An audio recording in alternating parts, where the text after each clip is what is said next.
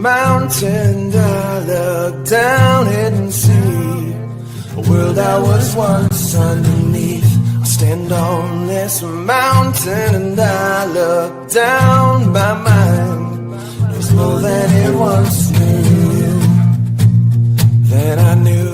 Then I knew. Then I knew. Then I knew. Now you're here. You're here. You're there. Now everywhere with me. If this is lost, then there's no place I'd rather be than found me see. Found me see. I climb down this mountain and I look around just to see that everyone used to be me. I climb down this mountain and I look around. My mind embracing more than the truth. Than the truth. Than the truth. Than the truth. Than the truth. Now you're here. You're here. You're there. Now everywhere with me. If this is lost, then there's no place I'd rather be.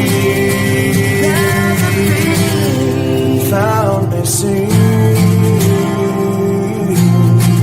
Found me sing.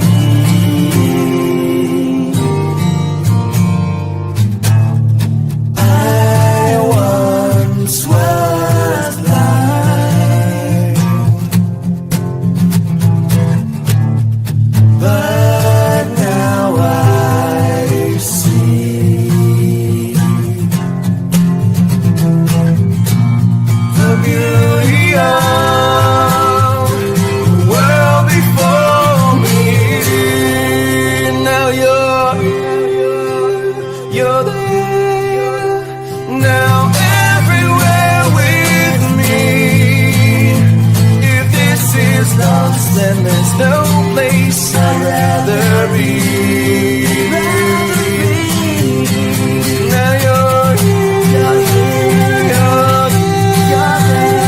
Now everywhere with me. If this is lost, then there's no place I'd rather be than found me sing. Found me sing.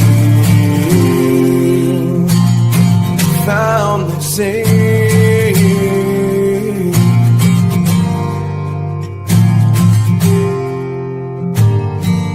Found me sing.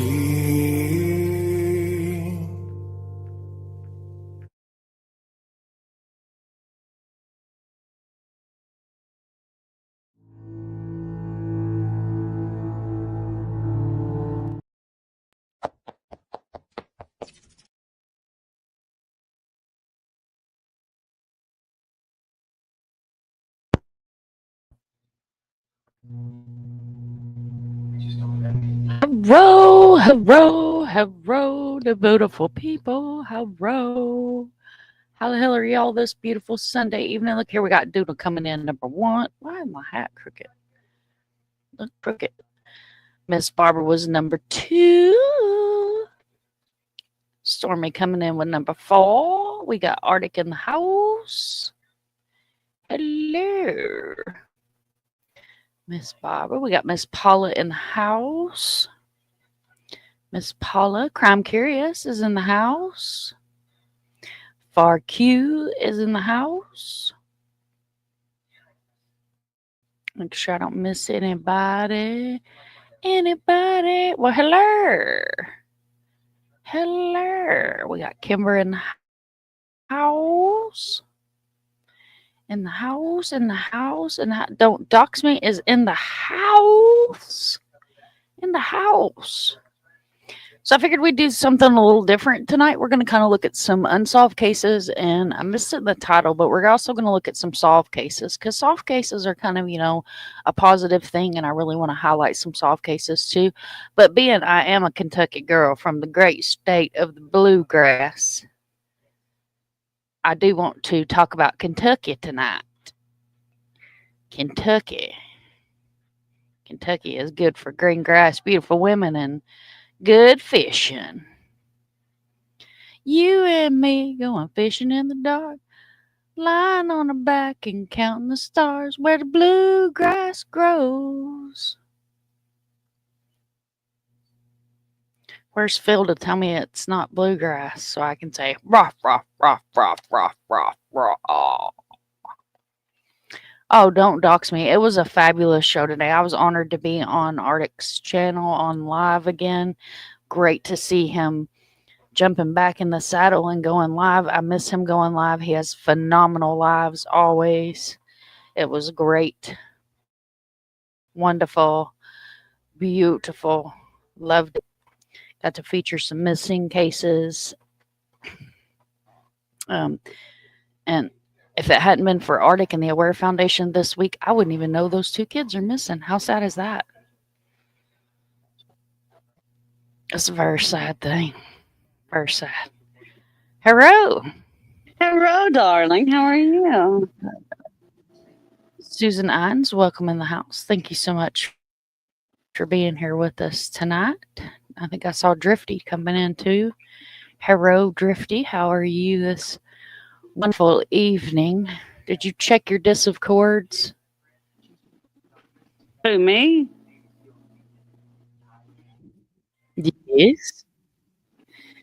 Did I check my disc of chords? Dago's in the house. Oh, let me go check. Can I go? I can check my disc of chords. Disc of chords. No, I did not, but I can check it from here. Hold on. I guess I can.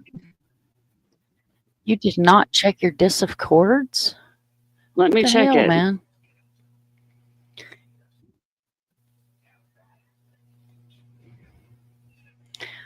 Did you have a fantabulous birthday, Arctic? I hope you did. You deserve to have the best birthday ever. You absolutely did. I hope you did. I'm 19 and holding, so when my birthday rolls around, y'all, I'm 19. It was a good year. It was a good age. I'm gonna revert back to that age every year. Oh, Mom, that's so awesome. That's my plan. I love it. As we got Avery here. Avery's in the house. Welcome in, Avery. Thank you so much for being here tonight. Hey, Avery, that's so I'm gonna awesome. start Mom, this off. Do you love it? Or are you just saying that? She's just saying that, y'all. She's just playing with my emotions. I'm not just playing with your emotions. I would never do that. I just woke up from a nap. Are you roboting? No, am I roboting? Oh, was it a fantastic nap? I don't know. It might have been me. Was it a fantastic nap? Yes, it was. It was a most fantastic nap. And when I woke up and you said, Aaron found safe, I was like, who's Aaron? And then I was like, oh, I know who Aaron is. So there were 2 found safe. So I have to make Who the hell is Aaron? I have to make a short for Aaron and the other girl that was found safe. Unfortunately, the young lady from Clarksville, let me get her name. I want to make sure I have her name correct. And you can update your title on your short. She isn't underage though, so well, I don't know how I would go about that.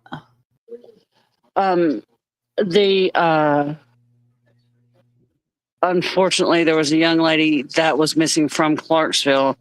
This young lady was an adult. I did put her on I did make a short for her. She was found deceased. Let me get her name.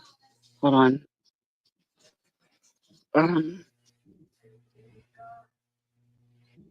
I may have to hardwire in as much as I hate it.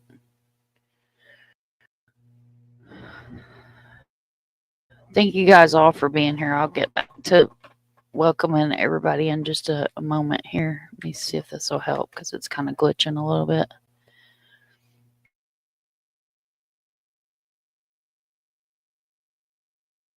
Megan Brittany Raymond from Clarksville. I love that, Mom. I love that so much. Megan Brittany Raymond from Clarksville had been missing and she was found deceased.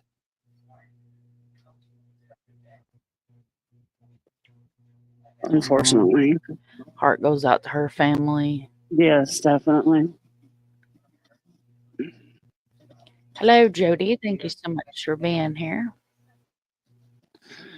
So Kimber did not have a banter, so I made Kimber a banter tonight. Do y'all like Kimber's banter? That's for my Twitter. And I will use that also on here once I stop putting her my Twitter banter. That's my Twitter banter. Twitter banter.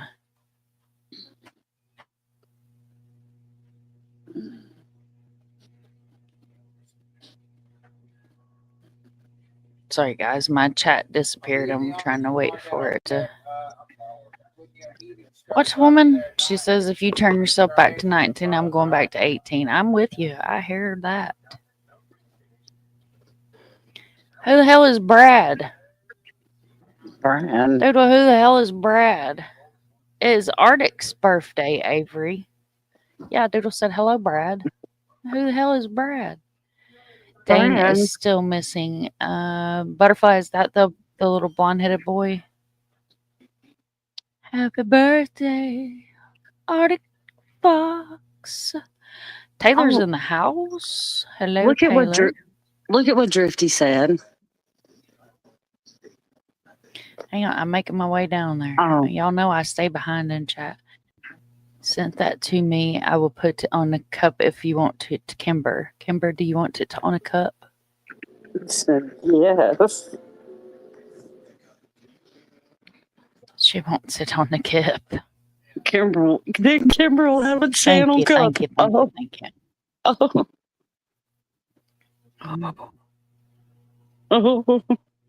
Taylor wants to be 16. Taylor wants to be 6. Oh, you called Dago Brad. Okay.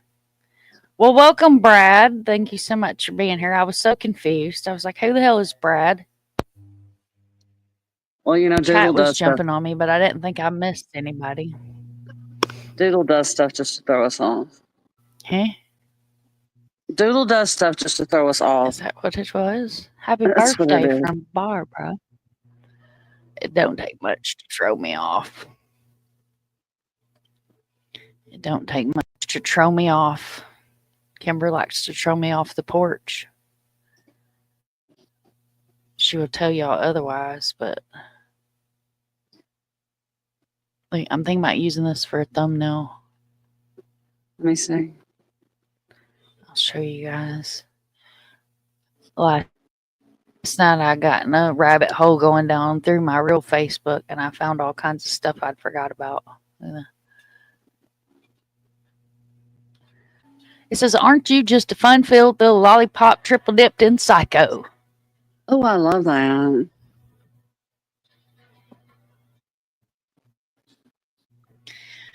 Peggy Sue Ashley has been missing since July 29th, 2000. Went missing from Scottsville. Her daughter lives in Elizabethtown.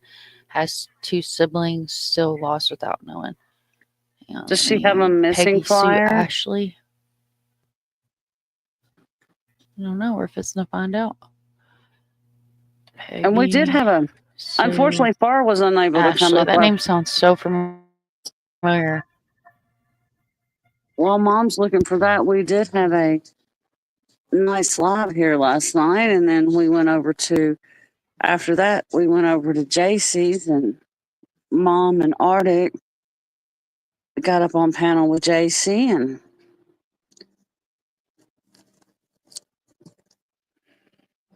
so JC could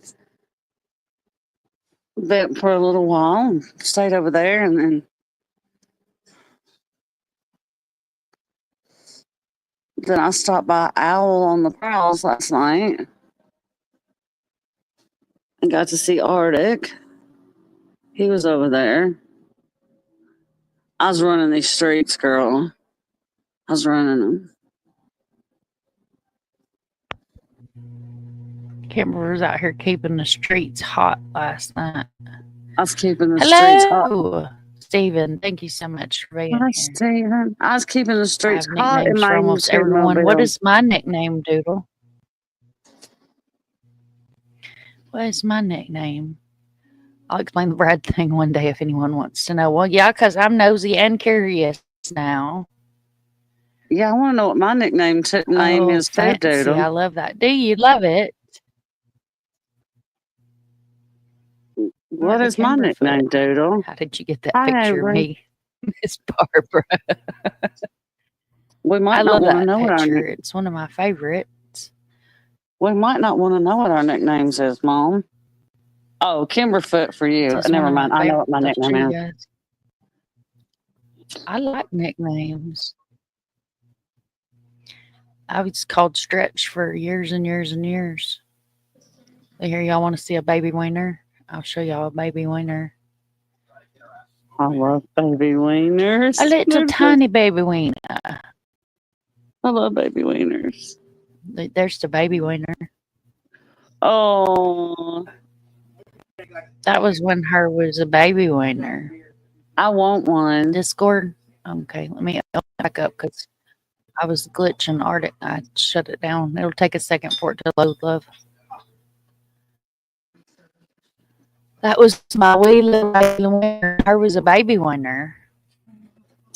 Her was still a T-Rex. Avery, always check my other creators tab in my Discord. I mean, you don't have to always do it, but if you're in there, Man Electric Power, a Man Electric Power Tower in California.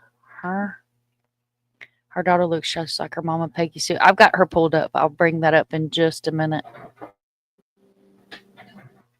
I'm trying to get someone stole your nickname. Don't dox me. What the hell? There'll be none of that. You got 2 winners? I got 2 winners too. I know I probably missed like half of what you guys were saying here. She was a cute little pup. She was my sweet baby. Now she is heathen child. Baby she was wieners. Sweetest baby. You love the wiener. Love. Baby wieners are like the cutest ever. Hey, honey, She was a twin. Baby Bella always has twin babies. Christy, Mom, I think Don may be calling you soon. Did you get me cased up, woman? I think I got you cased up. You want a wiener? I told Don. So cute, the wiener. She is a cute wiener. Come here, wiener. Because every time she shows an animal, I want it. I told her you might be calling her soon. This is the one, not baby wiener. She is not a baby anymore. Hers my baby. Hers the sweetest wiener. Hers the sweetest baby wiener. I lie, she's not. She's evil. She's evil child. No, what? I'm petting you. Good Lord, needy little woman. Okay, so thank you so much for mentioning this case, Susan. We'll go ahead and start out with this case while my Disc of Course loads because Arctic sent me something. And it's Great. still He won't let me have any more. He won't let me have any more animals. Oh, look at this. Arctic is on top of it. Thank you, sir. Yes. Right over here. Because this is an extremely short little Arctic hill. And we also have Blair. So, okay, so this says Scottsville woman remains missing for nearly 25 years. Missing woman Peggy Ashley Vinson, unsolved for nearly 25 years. Last seen on July 29, 2000 in Scottsville. Disappeared after the following police report. Is it going to play for us? It's always a toss-up.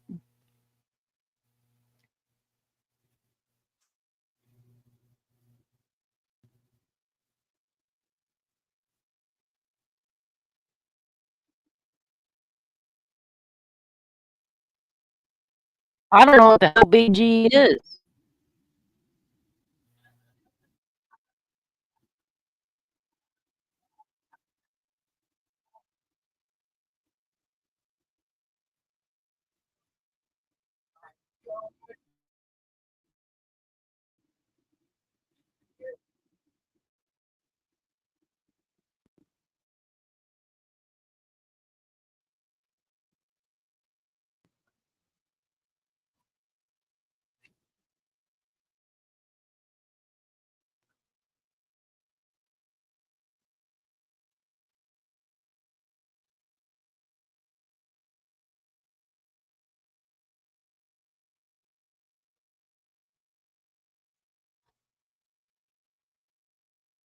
Okay, it says Scottsville, Kentucky News 40 is learning about one Scottsville woman who has been missing for nearly 25 years, according to the Charlie Project.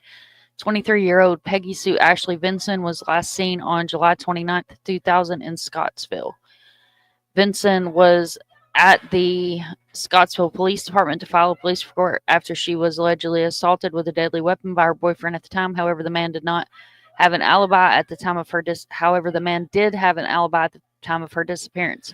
Vinson was last seen in the passenger seat of Calvin Smith, who's a person of interest in the case, but currently has little evidence against him. If you know anything about the disappearance, call Allen County Sheriff's Office at 270-237-3210.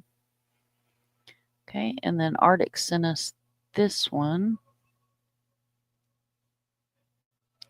Forgot I shared my own. So y'all might not even have audio, but I read it to you. Okay, so this is from Disappeared. Thank you, Arctic. It says the disappearance of Peggy Ashley Vinson. She's so pretty. She's beautiful. Peggy Sue Ashley Vinson, 23 years old, July 29, 2000. Scottsville, Kentucky, still missing. 23-year-old Peggy Ashley Vinson was last seen in Scottsville, Kentucky on July 29, 2000. She disappeared after getting into a white truck in the parking lot of the A.O. Smith plant. Peggy Sue Ashley Vinson was born on March 17, 1977. She was the mother of 3 young children, 2 of eldest, which were living with their respective fathers at the time. Hours before her disappearance, Peggy finished her work shift at Federal Mogul in Scottsville, Kentucky. I must remember seeing this on the news or something. Anyway, sorry, sidetrack. She then got into an argument with her boyfriend and where she was allegedly assaulted with a deadly weapon and drove to the sheriff's department to make a report. She left the sheriff's department around 1:30 a.m., about a half an hour before she was last seen alive.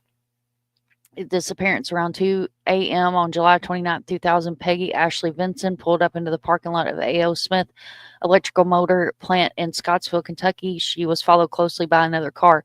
At 2:07 a.m., Peggy was last seen on surveillance footage on the parking lot, exiting her vehicle and getting into a white truck with Calvin Smith. That name sounds familiar too. Peggy hasn't been seen or heard from since. Peggy's babysitter reported her missing 2 days later after she failed to return home. Calvin Smith claims that he drove Peggy to a payphone before taking her back to her car on the night she disappeared. However, phone records show no calls were made, nor does the surveillance footage from the parking lot show them returning. There's been activity on her bank account since she went missing, and she hasn't made any contact with friends or family. Peggy's boyfriend was interviewed, but is not considered a suspect in her disappearance, as he had a solid alibi for the time she disappeared, but they just said he was a person of interest. In 2019, police named Calvin Smith a person of interest Peggy's disappearance, which led to his barn in Mumfortville, Kentucky. Why the hell does this sound so familiar? To date, no arrests have been made in connection with her case. Whereabouts, the location of Peggy Ashley Vinson, as well as the circumstances surrounding her disappearance, remains unknown. Foul play is suspected, although no arrests have been made. Her case is classified as endangered, missing, and remains unsolved. White female born on March 17, 1977. Peggy has blonde hair, blue eyes, stands 5'9", weighs 120 pounds, has several tattoos, barbed wire with the initials JJ on her right arm, a horse head on her left arm, a horse on the right side of her lower back. Peggy was last seen wearing a white t-shirt, blue jeans, and black sneakers, and her belly button is pierced. If you have any information regarding the disappearance of Peggy Ashley Vinson, please contact the Allen City Sheriff's Department at 270-237-3210. I'm going to drop that in the chat because you never know who's catching these replays.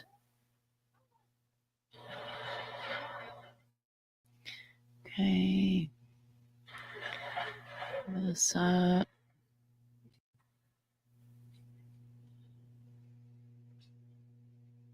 actually, let me pull this over here a second. I can let it load because otherwise a loading screen, and that's no fun for anyone. Thank you so much for sending that.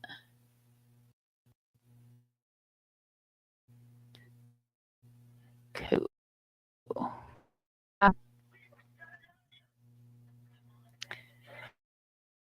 Of course not.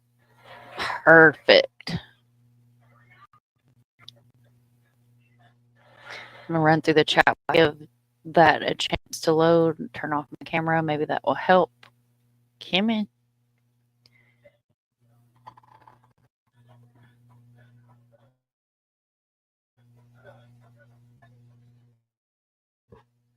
Okay, we'll turn Wi-Fi on my phone. All the baby critters are cute.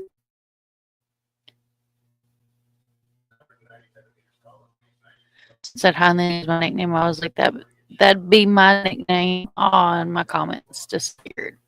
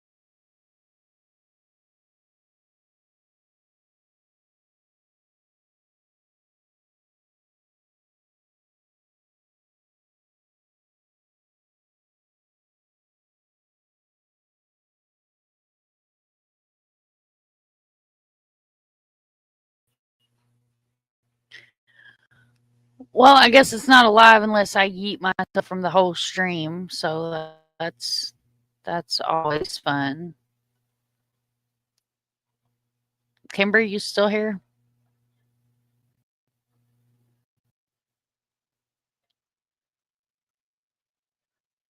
Yes, I'm still here. StreamYard has been, Yes, I'm still here. StreamYard has been misbehaving. Right, Doodle? It's not alive unless I fall off at least once. Okay, let's see if we can try this again.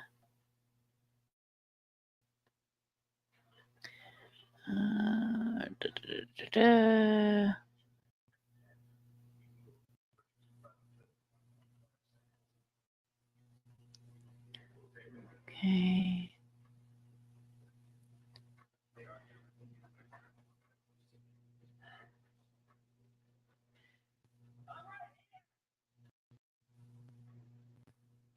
So, thank you all for your patience. I apologize for my shitty swamp signal. Makes it very difficult to successfully run a YouTube channel. So thank you, Arctic. Big shout out. Here is her flyer. I'll also post this on my Twitter, Facebook community wall, and I'll also make sure, if Arctic hasn't already, that it is in the Discord, so we can definitely share this flyer. And thank you for Voices of the Missing and Unidentified in America for this flyer. Thank you so very much. Appreciate anybody that's willing to do the damn thing. The hell is that? No. You can pause. Thank you. It wasn't your turn. All right. So we're going to stop that screen. I don't feel bad for eating myself earlier now, right, Arctic? I'm telling you, if I don't fall out the window at least once. Oh, Doodle found her glasses. Score. Won't see chat and replay. You should see chat and replay. I always go back in and turn it on. Sometimes because I am a true crime channel, it takes 24 hours for the chat to come back up. But it should come back up. If it doesn't come back up on a certain stream that you're looking for something in the chat, just let me know. And what I'll do is I'll go in there and unclick it and click it again because sometimes YouTube acts wonky.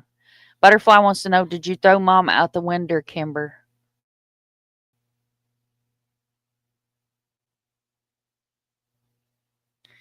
Jody wants to know if you can throw Elon Musk out the window.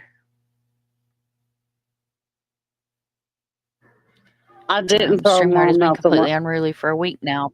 Perfect. I didn't throw Mom out the window this time. It was not me. Are my chat replays not coming up? I'll check that in just a minute. I will check and see what's going on with my chat replays because they should come up. There's no reason why they shouldn't come up. I'm not monetized. I don't have any trigger words in my studio, like none of the things that should stop YouTube from letting my damn chat come back up. But I'll check it, and if not, I will gladly send a nice little message over. They're well aware who I am. I stay talking to YouTube. All right, so we're going to take a look at this here. This is kind of interesting. I thought it was extremely interesting. And one reason why I think this is really interesting, and I wanted to share it with you guys, is, you know, one of the high profile cases that's going on right now. And for those of you that are OGs to the channel know that I hate that word. I absolutely hate it. I don't think any case should be any more high profile than another case. That's a different live. It's not just yours. Mom, it's not just yours. I've never seen chat in any replay. It should come up. It should come up because I sometimes I go back and rewatch my lives and I watch the chat too. So I'll check it because if they're doing any kind of updates or anything like that, that's probably what's screwing with it, Peggy.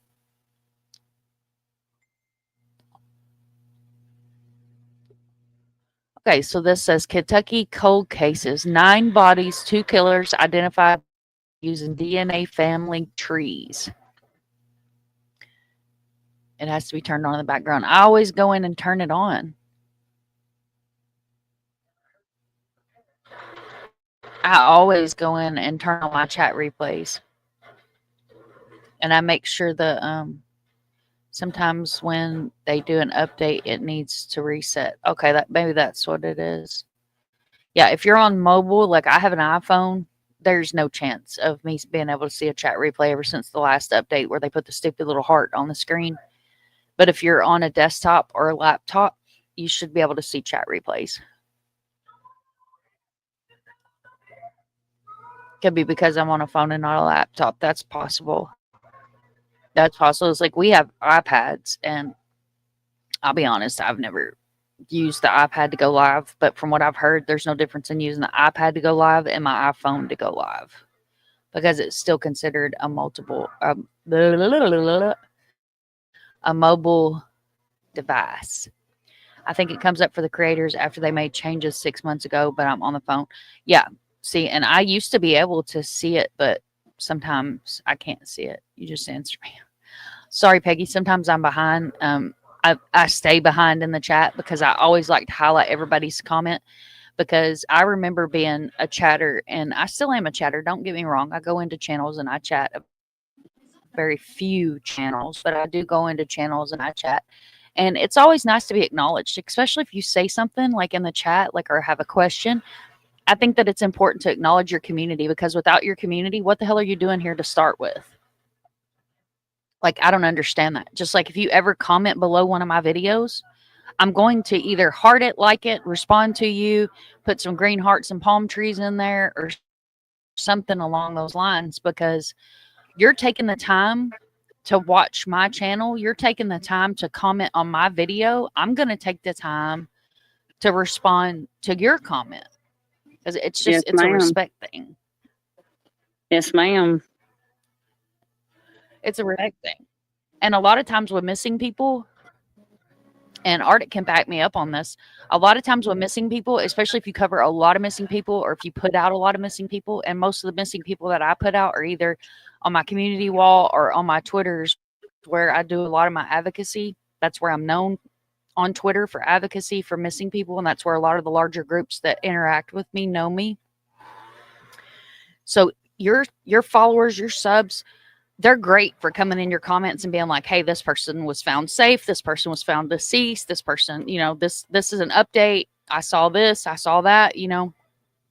So your community is not only your community and the reason why you built your channel or built your platform, but they're also a great resource as well. And if you don't interact with your community, then your community doesn't feel like they're important. They don't feel like they're, you know, I mean, how many times have you ever went into a chat and the creator just not acknowledge you're there at all? Like today, I was in Angelette Levy's live. I think it's sad that she has 2,000 subs, but I mean, she's doing the damn thing. And she took the time to respond to my question in her chat. And she's a huge law and crime reporter doing the damn thing professionally. And I mean, it was a really good live today. She went over the Koberger information, and I really enjoyed it. Like, I really, really did. I really enjoyed it because it wasn't a biased live. And you see that so often in the Koberger case, is you see creators that either they built their channel off that case, or they've built their sub count off that case, and they're extremely biased. And I'm not biased. I want to see justice, but I'm also a victim's advocate. So I'm going to lean towards pro-defense before I am, or pro-state prosecution before I am pro-defense, because I'm here for the victims. I mean, you'll hear me call it out when I think it's bullshit. You'll also hear me back it up when I think it's bullshit. Musk has government teachers sending 5 things they do with kids. We thought it was the first time, but my friend said it was on the news. The sucker is trying to make us, oh, guys, retire. Okay, don't use your phone. Hi, PJ. Thank you so much for being here. Right here, Arctic said, I absolutely love my subs for updating me. Absolutely. Hi, PJ. Mom, while you were discussing that, I went and made he's in our Discord. While you were discussing that, I went and made a short, and then I went and put my new banner on my Twitter. Did you? Our Twitter's all done up now. My Twitter is decorated. It's pretty. Arctic, you did great in your live today. You got to get your gears grinding again. You got to get your gears grinding again. You did amazing. You were fantastic, Arctic, and it was my pleasure to be on panel with you. You absolutely I was did honored, and I was so excited. I was asleep. I'll be honest. I was totally asleep and like sucking down my first cup of coffee, so I was a little quiet. But absolutely. And look here, PJ, she's slowly coming back. She's trying. Hey, you're doing the damn thing. You're absolutely doing the damn thing, and I appreciate you for that. And even though Doodle said I was cranky, I'm sorry. Go ahead. Go ahead. Even though Doodle said I was cranky this morning, I was really not as cranky as Doodle said I was. KCG says I had to quit X for my mental health. I understand that. And a lot of people do step away from X for mental health because it can be a toxic situation over there. It's where I personally burn bridges. I burn sage and bridges when needed when it comes to the dead birds. Yes, he did great. Don't dox me. We're all proud of him. We are all proud of him. You did do a great job. Honor of mine to have my sisters up there with me. Oh, love you, Arctic. You know, like Arctic said this morning, and I've said it myself, Arctic's my ride or die. We've been together since the start of both of our true crime channels. And, You know, it's an unbreakable bond. People have tried, but it's kind of like the devil's tree. They put the chainsaw on there and the teeth break off of it. Doodle, I 'Cause love you that's too, how but we roll. Doodle, I love you too, but he is not innocent. I don't know where you get this man is innocent. He is not innocent. Oh, he's a pain in my butt. Dawn is a sweet baby. Dawn is the sweetest baby. He's the sweetest baby. Oh, what a morning. The sweetest. Him is the sweetest baby. I told him the other night, he said something, and I said, that's it, I'm calling your other wife. So I called Mom. I call Mom his other wife. That's hilarious. I used to be with in a creators chat a lot, and I would frequent her panel. She's not here anymore. She doesn't have a channel anymore, and she called her husband my YouTube husband. Your damn YouTube wife's over here giving me shit. PJ does do a Megan, right? Damn it, Craig. I don't know. Doodle said, damn it, Craig. He says, hi, Doodle. He loves Doodle. All right. So this is Kentucky cold cases. 9 bodies, 2 killers identified using DNA with family trees. I think this is amazing and great. And I wish Lisa was in here. Lisa would probably just salivate over this. And she's so full of DNA-shous information. Did y'all like that? DNA-shous. Throughout Kentucky, law enforcement agencies have cataloged more than 80 cases in which the remains of a person have been found, but their identities are unknown. With one of the oldest cases dating back to 1971, a man's body was found in the Ohio River. That is another reason why Mom doesn't fish in the Ohio. The Ohio River is a nasty river. Yeah, it's kind of like the Cumberland. Nasty, it's kind of like the dirty river. Kind of like the Cumberland. You don't want to fish in that river either. Nope. I fished in the fire and all damnation. I done forgot what the damn river is. One of them damn rivers up there. But the Ohio, you have to watch what you get out of the Ohio.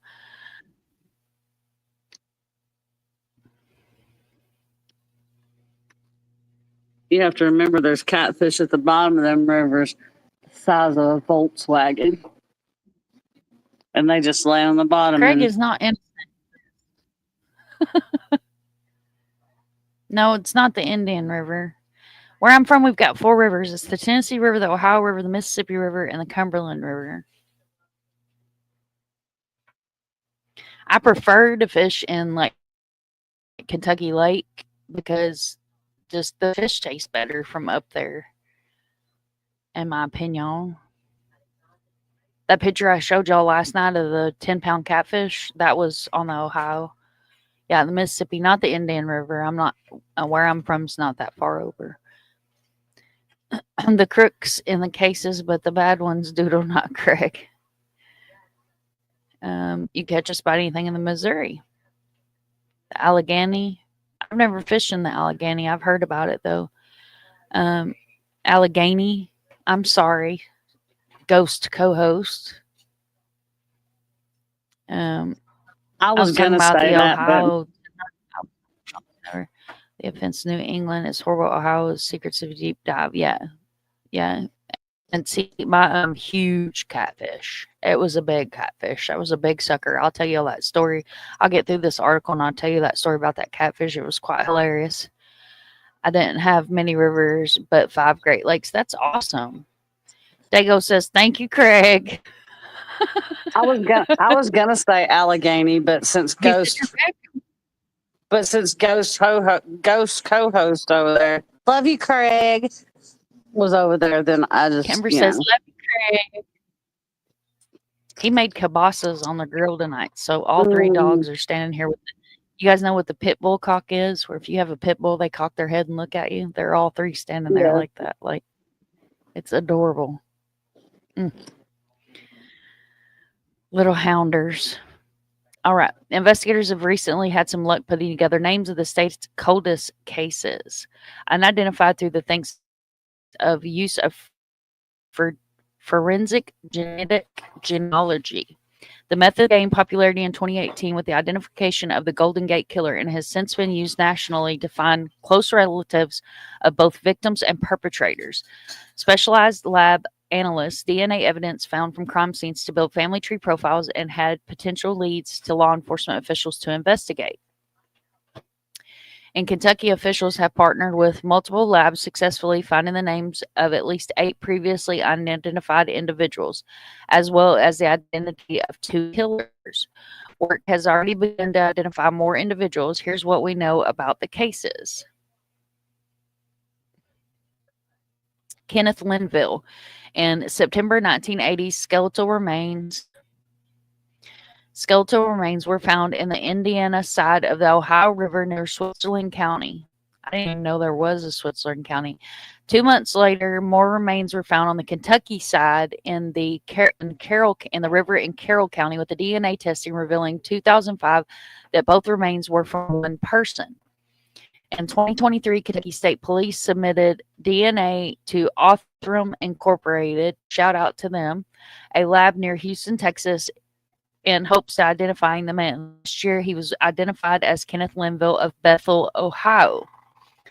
So I don't know if you guys know Web Sleuth or not, but she's actually had the husband and wife from Othram on, and they're good friends of hers, and they're really cool people. Side note. According to Othram website, Linville had been institutionalized for a number of years before his death. Investigators believe that in and out 6 times, beginning in 1969, where that he had his last discharge on August 22nd, 1980, were mere weeks before his remains were found, the website states. The cause of Linville's death is unknown. Patricia Armentrout. In July of 1984, a woman's body was found near Interstate 65 just south of Bowling Green. So I-65 south of Bowling Green would be... Would that be Franklin? Area. That's what I'm thinking, Franklin. Okay.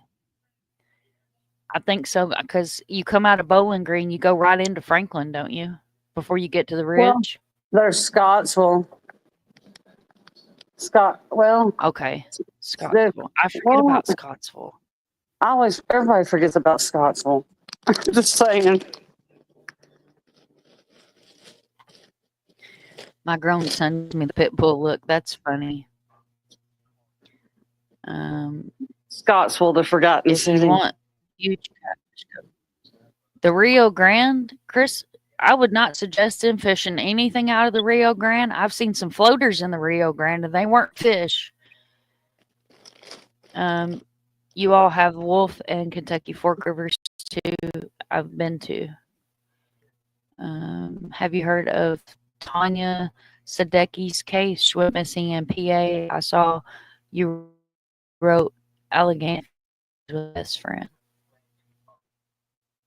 Yeah, I'm not eating anything out of the Rio Grande. I think the murder between the lakes case intrigues me. Are you talking about Land Between the Lakes, Chris?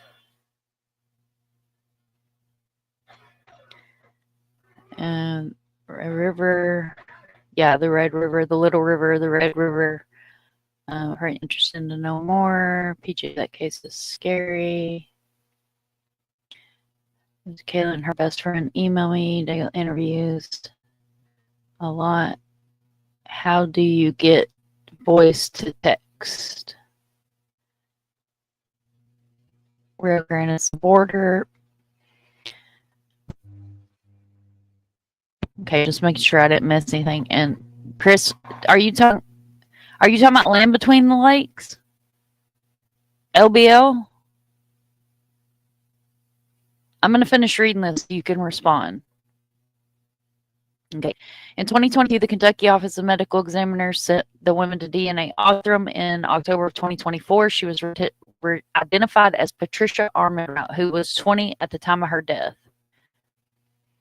That is the name of the woman who actually used, though she had been born in Bethesda, Maryland, but was adopted according to Othram's website. Forensic genealogy allowed investigators to find her biological family, but they were still searching for her once her name. But they were still searching for what her name became once adopted. Linda Bennett. In May of 1988, a woman was found unresponsive on the side of the road in Owen County wearing a pair of dark brown men's socks. Investigators determined she had been strangled. In 2022, Kentucky State Police sent skeletal evidence to Othram, who identified the woman as Lisa Bennett. According to the company's website, she had been reported missing from Columbus, Ohio. A month after her body was found, she was 38 at the time of her death. No arrests have been made in killing. Anyone with information is encouraged to call Kentucky State Police, which is KSP Detective, at 502-532-6363. Okay, then we have a John Doe of Grant County. While he has not been identified yet, KSP partnered with the DNA Doe Project. Shout out to the DNA Doe Project. Nightbot should drop their link. In 2021, in hopes of finding the name of a man found dead in April of 1989, the man was found in the tobacco barn on State Route 22 near Williamstown, according to the DNA Doe Project website. He had been shot twice, stripped of his clothing, his hands were severed. Forensic scientists determined that he was a white man believed between 25 and 35 years old, 6'5" tall, about 220 pounds. Anyone with information regarding this case encouraged to call KSP at 502-564-5230. William Dennis Matthews was found in a wooded area near Owensboro in January of 1990. He had been beaten and shot several times. His hand and feet had been cut off. Well, damn, you got this guy in 89 that his hands were severed, and then this guy, his hands and feet were cut off. After Kentucky State Police partnered with Trans Doe Task Network, shout out to Trans. What? Did we just Victor on panel? Look at that, doing the damn thing. When announced in April of 2024, nearly 35 years after his murder, no one else charged with his death. Sorry, I got distracted for a minute. Girl, I stayed distracted. It's okay. It's distraction is a real thing.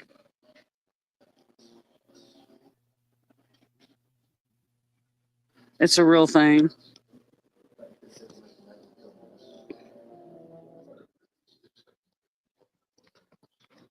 Molly's in the house. Did I miss JC? JC's in the house. Hi, JC. Amazing live. JC. Enjoyed your panel last night, honey. JC's doing the damn thing. She is. How awesome is that? Look at that. Would you look at that? I don't have Trans Doe Task Force in the Nightbot yet. If somebody could grab that link and drop it, it's in the Discord.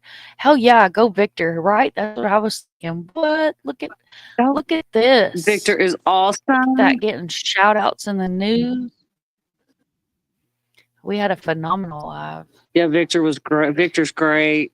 I don't suffer from ADHD. I suffer from focus, right? Me too. Don't talk to me. I'm like, squirrel.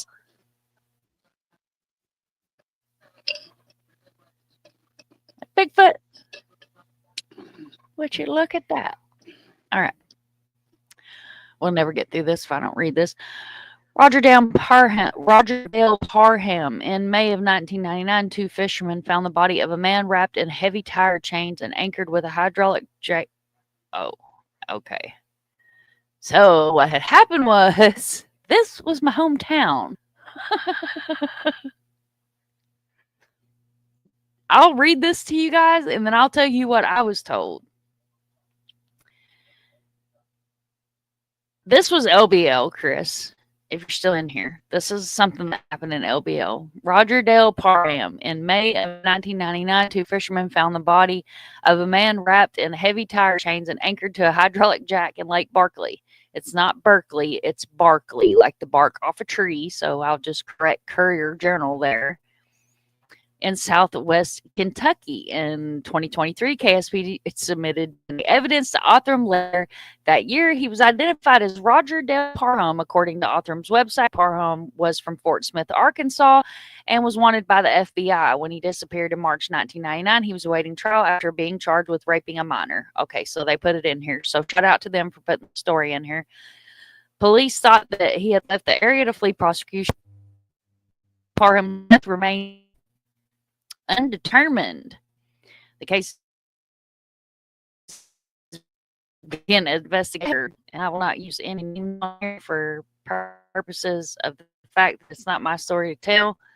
But there was a couple of them there, Kentucky boys, that found out that this here gentleman was a baby raper, and they may or may not have took him out in the middle of Lake Barkley up there in LBL and skirted him with a new outfit of chains and threw his ass in the lake. And I have swam in that there lake a many a times. Craig has swam in that there lake. And yeah, so we'll just leave it at that and move on to the next one. Fun facts you'll only get here on the front porch. Don Claire Ponsky Wilkerson in October 2001, decomposed remains of a woman was found along Interstate 65 in Simpson County. KSP partnered with DNA Doe Project to identify the woman, and in 2021, her name was announced as Don Claire Pulaski Wilkerson. She was 45 at the time of her death and living in Nashville. The cause and circumstances of her death are still unknown. KSP requested anyone with knowledge around the case. Your robot. 270-78-2010. Jay Bushill, police, robot, mother, trucker.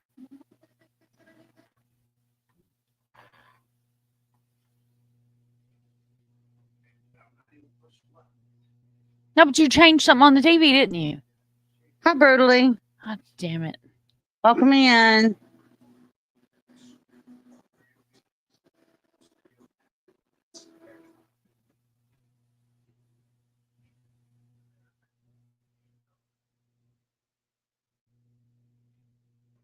What you good lordin', Dago? Oh, thank you, Arctic. You're a rock star. Thank you, thank you.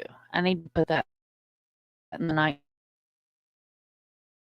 bot. I'm running a big stout case. I know some Atkins. I almost married one.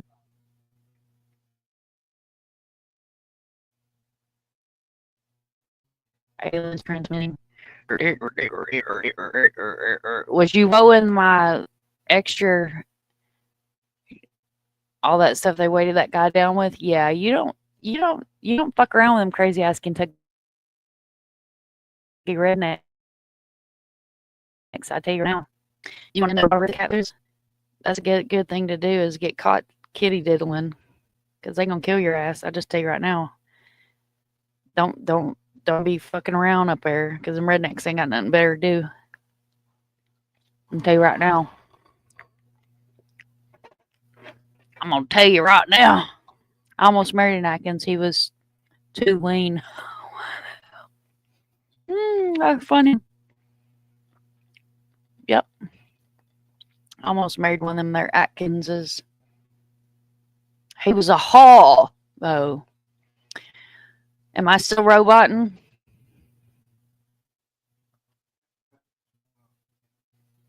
Kimba. No, you're good. You're perfect. You're perfect. Shively Police partnered with Othram to identify the woman found in July 2005. Partial skeletal remains were found at a construction company clearing the lot of 3600 block of 7th Street Road. Who the hell names a street 7th Street Road? That's so confusing. I wonder if them people even get their mail. She was a white woman believed to be between 20 and 40 years old with straight brown hair. Police also believe she was 5'2" and distinctly narrow nose, according to Othram's website. Anyone with information regarding this case is asked to call Shively Police Department at 502-448-6181. Wilbur Allen Grant In May of 2016, the remains of a man who likely had suffered a fracture to his skull or his eye socket were recovered from the Ohio River in Daviess County. His remains were found near those of a woman who was identified at the time of discovery, according to the Othram website. In 2022, Indiana State Police sent evidence to Othram, who helped identify the man as Wilbur Allen Grant of Louisville. His death has been ruled a homicide. Anyone with information is asked to contact the Indiana State Police at 317-232-8248. Zachary Taylor Pearson. In July of 2020, a man was found in a shallow grave in Ashland Line, face down on hunting land. He had been shot to death and was most likely skeletonized. Is that even a word? Skeletonized. Yes, it's actually. Well, I don't know if it's a word, but it's a word. It's a word today because I use it. So yeah, it's a word. It's a fun word. I like mine with girth and all the right places. Arctic for the win. It is a fun word, skeletonize. But it's not a fun word in the way we have to use it, but you know. No, but like I meant a fun word to say like that. It is a fun word to say. Nice. Skeletonized. Skeletonized. It's like Skeletor on He-Man. Right. Skeleton. You've been skeletonized.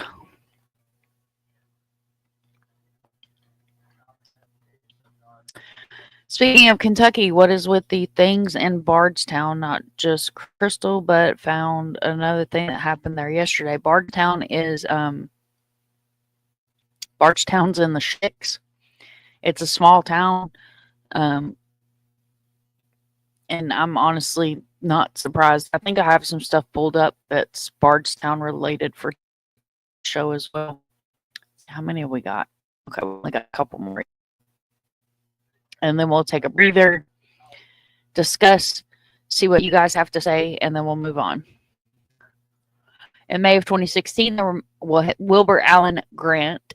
In May of 2016, the remains of a man who likely suffered a fracture to his skull or eye socket were recovered from the Ohio River. I already read that. Zachary Taylor Pearson. In July of 2020, a man was found in a shallow grave in Ashland Line, face down on hunting land. He had been shot in the head and most likely was skeletonized. In 2021, the Kentucky's Office of the Medical Examiner, KSP, sent evidence to Othram, and the funds were raised to do forensic genealogy. In September of 2024, the man was identified as 26-year-old Zachary Taylor Pearson. He was from St. Albans, West Virginia, about 50 miles away from where his body was found, according to Othram. No arrests have been made in the killing. Anyone with information is encouraged to call KSP Detective at 606-928-6421. Jimmy Lawrence Meddock. In February 2022, the decomposing remains of a man were wrapped in a plastic near a dumpster in the parking lot of Lexington apartment complex. Damn, they couldn't even put the man in the dumpster, just laying beside it. Lazy killers.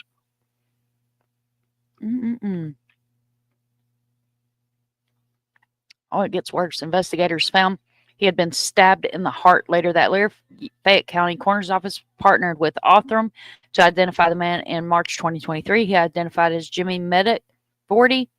Jennifer Kasuba, 35, was charged in killing. According to court records, she confessed to stabbing Meddock. Suspects identified in 2 county homicides. At least 2 men have been implicated in Kentucky homicides thanks to forensic genealogy. In April of 2022, Indiana State Police technology identified Harry Edward Greenwell, dubbed the I-65 killer. I remember that fucker. As the man was responsible for raping and killing 3 women in Kentucky and Indiana between 1987 and 1989. Investigators also linked him through DNA analysis of a sexual assault of a woman in 1990 in Columbus, Indiana. Greenwell died of cancer in Iowa in 2013 at the age of 68. That's not even fair. The technique was also used to solve a case in June of 1976 when a 16-year-old Carol Sue Klaber was murdered in Walton. In September of 2022, the suspect's DNA was sent to Othram, and he was later identified as Thomas Dunaway of Park Hills, Kentucky. At the time of the killings, Dunaway was 19. That name irks my blood. In years since her death, he was named more violent crimes, ultimately died in 1990 around age 33. What y'all think about that? What you think about that?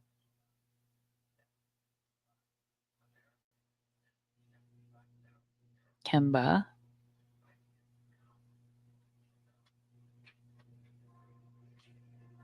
I'm here. I had to find She the took a mute nap. I button. know she didn't already fall asleep on us. No, I didn't already fall asleep. No, it's crazy. There's a lot going on up there in Kentucky. It's kind of like Tennessee, our sister Mm-hmm. state. I'm telling you. There's like 4 cases intertwined with Crystal's cases alone. Right. Crystal's case is a whole ass mess. Yeah, that's a whole mess. A whole ass mess. JC, yes, JC has a channel. Arctic's probably already dropped it. Make sure you guys go sub up to JC. She's getting started. She's doing the damn thing. Started this live on Facebook. Thank you, Don't Dox Me. I appreciate that. I have a blue sky. I couldn't figure out how to use the damn thing, so I went back to the dead bird. Isn't that crazy? Just and we're blessed to have places like Othram, and this is just one of them. These places that do Right. this genetic genealogy and bring killers to justice. And that's thank you so much for subbing to JC. And I think that Isn't that Victor, freaking amazing? it is. And I think that Victor gave us when he pulled up the chart and, well, I think he gave us a little bit better. Of course, Victor knows more about it. So when he pulled up that chart, mind blown that night. But I think it helped to give us a little bit better understanding. But it was still mind blown because my brain was, I think my brain shorted out when he pulled up that chart. You know what I'm saying? Because, he. Yeah, there Victor was no me following that chart out here right now. Because, he's like, it has to have this and has to have this. And Victor is totally just like awesome. But, but that chart, it has to have this and it has to have that and it has to be this and that. I'm like, oh. And I could feel my brain shorting out. Dude. But I would For me to understand that chart, you'd have to give me a pack of like gel pens and an adult coloring book in like 3 weeks. Crayons, puppets. Yeah. But I would love to, I really want to talk to Victor because I know he's in your Discord.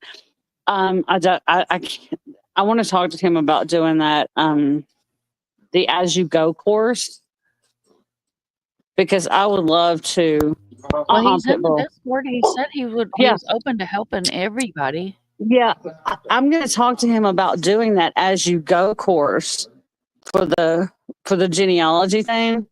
I know I can't afford the Rutgers, but I would love to talk to him. I'm going to talk to him about doing that, the As You Go course, just to see, because I think that would help our team as we, go along, and maybe, when we get into some of these cases, maybe having a little bit better understanding I think too. so too. So I'm going to talk to him about that. I think so too, but I'm going to tell you right now, my country self, I ain't got enough marbles up here to be learning all that stuff he was teaching us that night. It was an amazing live, and like I was just absorbing every bit of it. Like I was so thankful to have him here and just absorbing all of it. Don't dox me. Victor is one of the board members for the Transdo Network, and he works with the Doe Network. He is a genealogist. Am I saying that right? Yes. All right, put it in here. Arctic for the win. He's a genealogist. He was a special guest on the channel one night. It was a phenomenal live. If you have not watched that live, don't dox me, and you have like 7 hours. But if you put it on 1.7 5, it would be like 3.5-ish hours. It was a really, really amazing live. And I'm going to, I love all my lives. I love all my guests, but I have to say that like the Oscar award for the best live goes to that live. It was a very informative live. It was a power panel, and it was, ways that, because it's very beneficial for us to have creators, have people that we can reach out to that do other types of, like, Victor is mainly in the LGBTQ plus missing arena. So it's beneficial for us to have other people that we can reach out to in that area. If we have, if we know of a trans or LGBTQ person that has gone missing, we can reach out to Victor and he can help us to possibly get that face out in his network, where it might be more beneficial for him to get that face out in his network instead of us putting it out over here, because we have to think of, are we putting it out? Could it possibly do harm if we put it out in our arena, in our area? And that's the last thing that we want to do, is put somebody at risk. Exactly. And no, Victor does not have a channel, Facebook, Twitter, and then the Transdo Network website as well. And I'll make sure I drop all of those in the description as well. That way you guys can go get them. Dutchess, thank you so much for being here. It's an honor to have you here. Did you bring butter sausage? Hope everything's going well. Buttered sausage. Dutchess, I hope everything's going well with you, honey. Prayers to you and your mom and dad. Sending lots of love and prayers. Hope you and the Duke are feeling better. Yes, much love. Thank you so much for coming in tonight. Appreciate it. Always an honor to have Dutchie in the chat. If you're not subbed up to Dutchie, what are you doing with your life? Nightbot should drop her link. Make sure you guys are all subbed up to Dutchie and touch the subscribe button and ring the little bell so you don't miss a live. And here is her channel. So make sure you're following. Perfect. And I will re-put all those links in the description after the live. Because if I open too many tabs, guys, it's going to go all wonky. And I'm trying to keep out of the wonky since I've already yeeted myself off panel once tonight. I'm going to try to stay on the front porch instead of laying on the ground looking up at the swing. Wait a minute. You blamed me you blamed me for pushing you off, and I'm just, and I didn't do it this time. But you blamed me again. Yeah, go and make it face. I'm not. Wait. Never mind. I'm going to sit over here. I'm going on mute. She said, no buttered sausage. Thank you. Dad is not well. I'm leaving to go back to North Carolina in the morning. I still try to have the missing flyers live tomorrow at my parents. Perfect. I'm so sorry your dad's not doing well. Sending so much love and healing to you and your mom and dad. And we will be there for your live tomorrow. Thank you for doing that. Dutchess does missing flyer Mondays and always has some great information. What was yesterday, Chris? We will be there, Dutchie, and sending so many prayers for you. And much love to you and I'm sorry you didn't bring buttered sausage, but that's okay. I'll just watch your video. So there. Who says I'm guilty? Brian. I'm not guilty, Brian. She just makes me sound guilty all the time.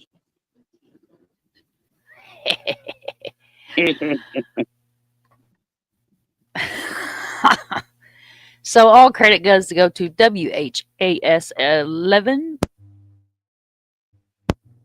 this video. I believe that the first case it's going to highlight is going to be Andrea Knavel. For those of y'all that don't know her case, if they don't highlight exactly who she is, I will, of course, stop and... Oh, cool. She says, thank you. I'm hoping Dad can hang on to come on live with me. That would be awesome. That would be amazing. Oh, with you getting yeeted? Chris, I got yeeted before you got here. I fell plumb off the panel. I was over here laying on the ground, looking up at the porch swing, watching it move. I wasn't even here with y'all. Kimber was up here.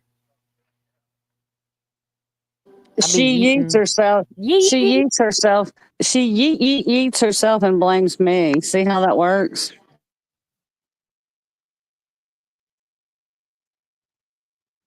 Bullshit. Yeah, whatever. What else?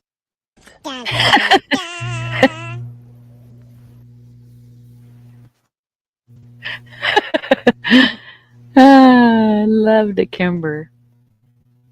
Yes, Andrea's case is crazy. Arctic, I interviewed Andrea's sister on my panel a few years back. That's awesome. That is amazing. Thank you, Arctic, for all you do. Okay, so I'm going to let this video play.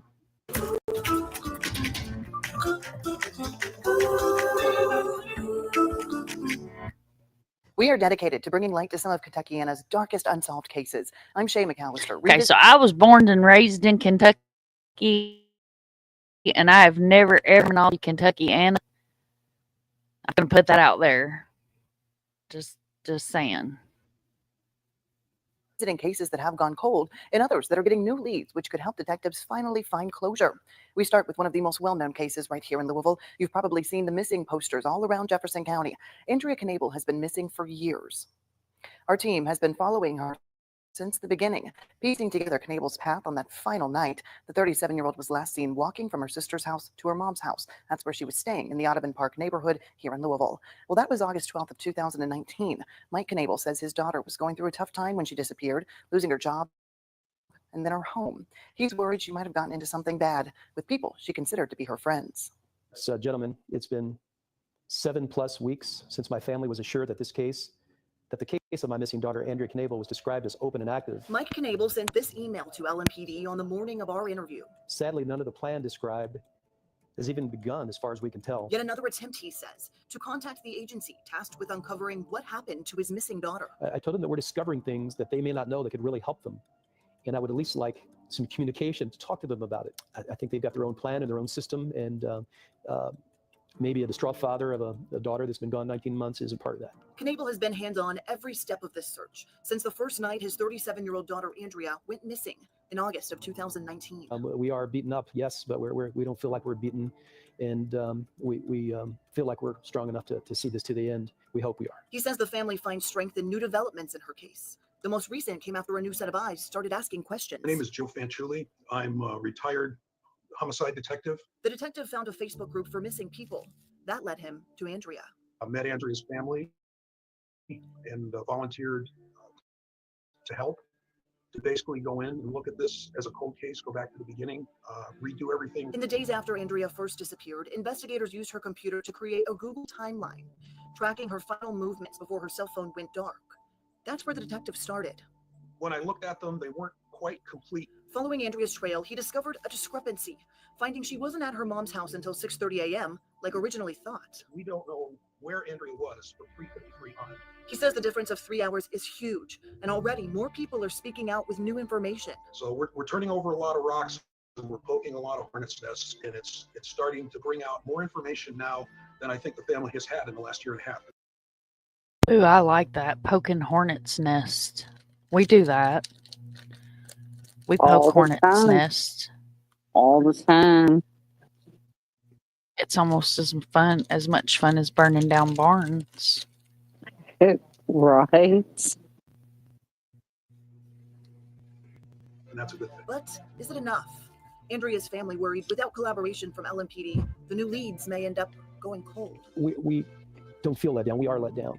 But I'm not sure who to to blame exactly. Despite his disappointment with local law enforcement's efforts, he ends his latest attempt for answers with gratitude. My family enthusiastically support your efforts and thanks you for what you've done for the community. Signed, Mike Knable and family. Now to a case that's had a major break. 3 decades after a suspected murder for hire, detectives in Gallatin County, Kentucky think they have found the... Okay, so they totally left something out. And I'm going to bring this up because what we do. So for those of y'all that don't know, Andrea Knable was a missing persons advocate.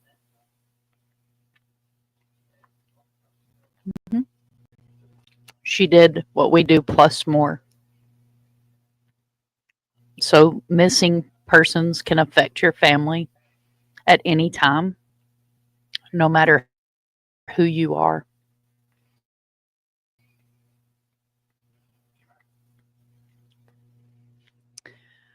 So I just want to add that little piece.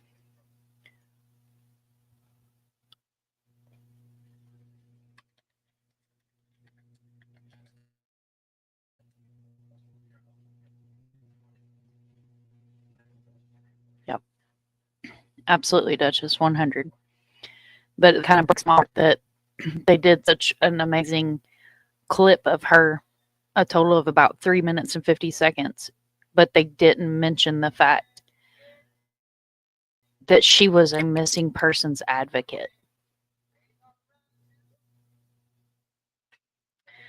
That's why in the beginning, I would tell people I was in Florida, but I wouldn't tell people where I was at in Florida. I would not give them a city of where I was at in Florida. I didn't use my real name. A lot of people on this platform still call me Sunshine because that was the name I felt comfortable with giving out.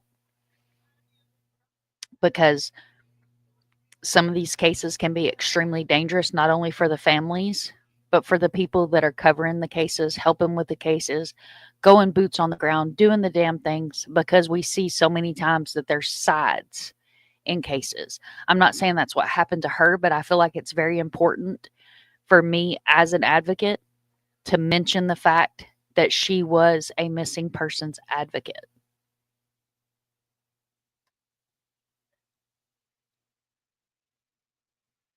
people responsible for... There's Fuzzy. Hi, Fuzzy. Thank you so much for being here. Hi, Fuzzy Puff. I'm so honored.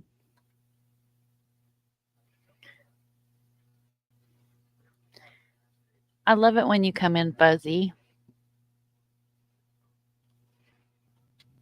killing Bernard Hopkins, the man known as Cowboy.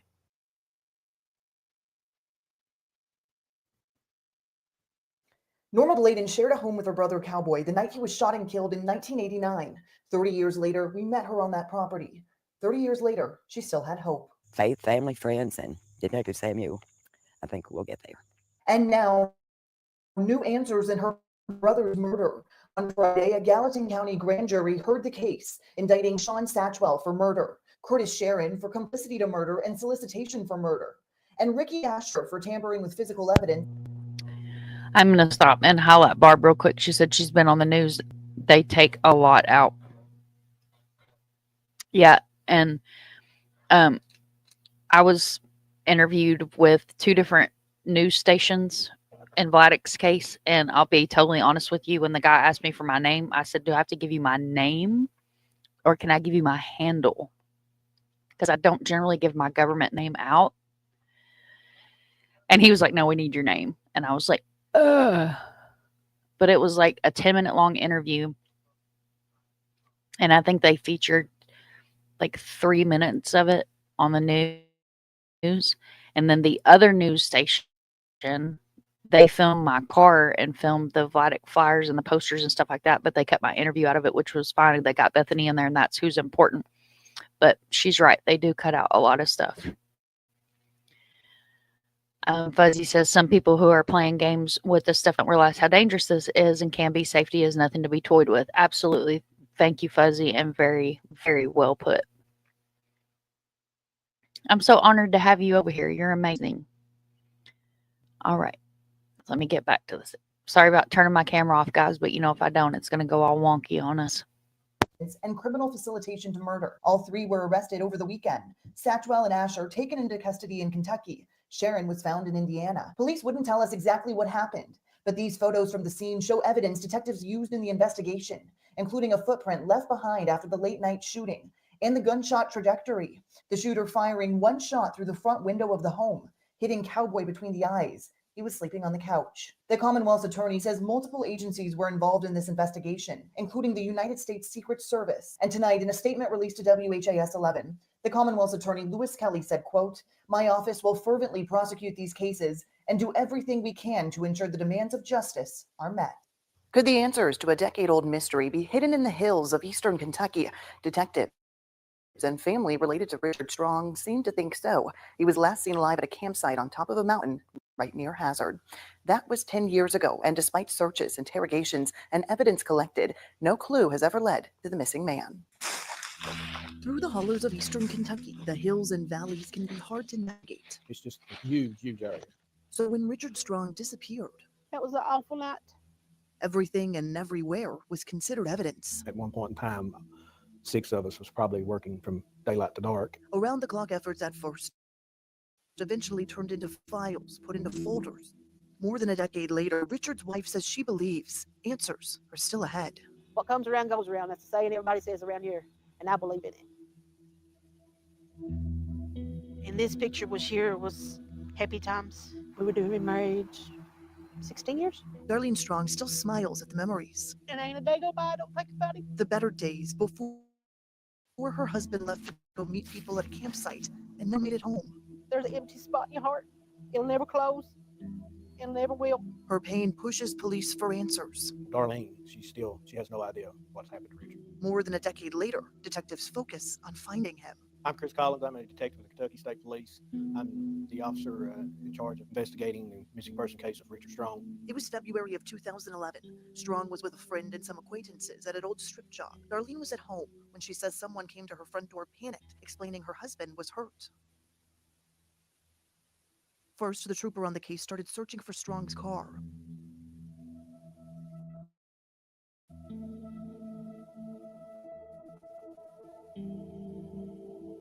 It wasn't Strong inside, but someone else. And when the car got stuck on a back road in eastern Kentucky, the man inside got out and ran. Troopers searched for him, now considered a suspect, while the local rescue squad was called in to search for Strong.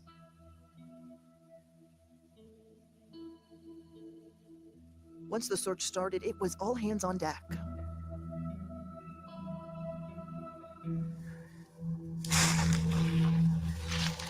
So investigators turned their attention elsewhere, looking for the people who were with him that night. It was believed from interviewing all of them that when Richard was at the campsite, he was accused of possibly stealing a wallet off one of the individuals. And he was actually struck by an individual there 2 times, and he left walking from the campsite. Last seen walking away. That's the story police were provided. But this investigator says he thinks something else happened. I believe that he is deceased. I believe that this was done to him. It's just, and that there is a few people out there that knows the story. And then I believe I've talked to them, but I've just not got it from them. For the victim's wife, the real story matters. And I'm hoping that I get to see justice. Because Richard didn't deserve this. He was too good to people. But with the time that has passed, the detective admits justice will be difficult. So his priority for closure, in this case, find the missing man. Well, anytime we work cases like this, our main goal is if somebody's involved, we want to make sure justice is served. But that's not my goal in this. It was just to find his remains. He was an experienced first responder, leader of the Kentucky State Police Water Rescue Unit, but on an April evening in 1972, something went wrong. Trooper James McNeely was called in to respond to rescue 2 missing boys on the Kentucky River, but it turned into a rescue gone wrong.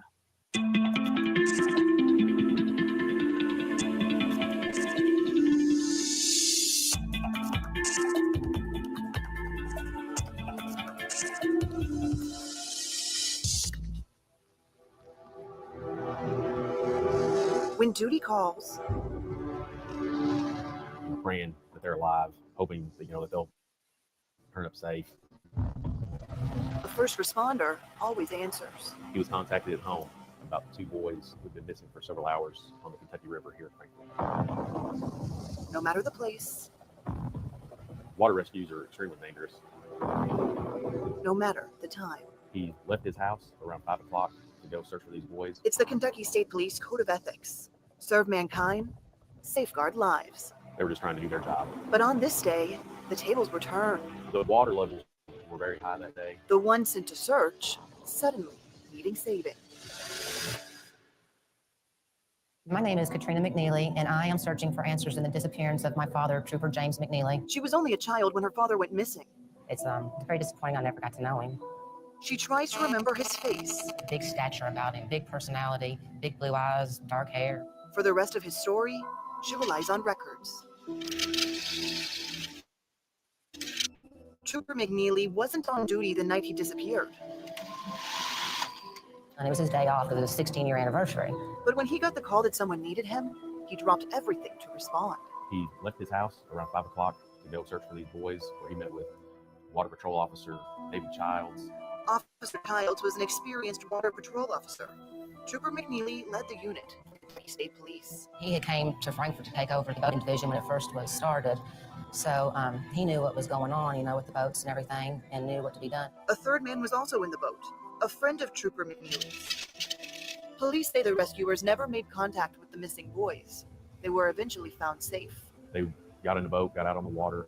As they were getting close to one of the locks, another gentleman saw them. Dox me. And don't dox. He said 2 women journalists in Delphi were doing a story on the murders, and the owner of the property and 2 other guys held them hostage. The girls had to call 911 as the men entrapped them. Southwest.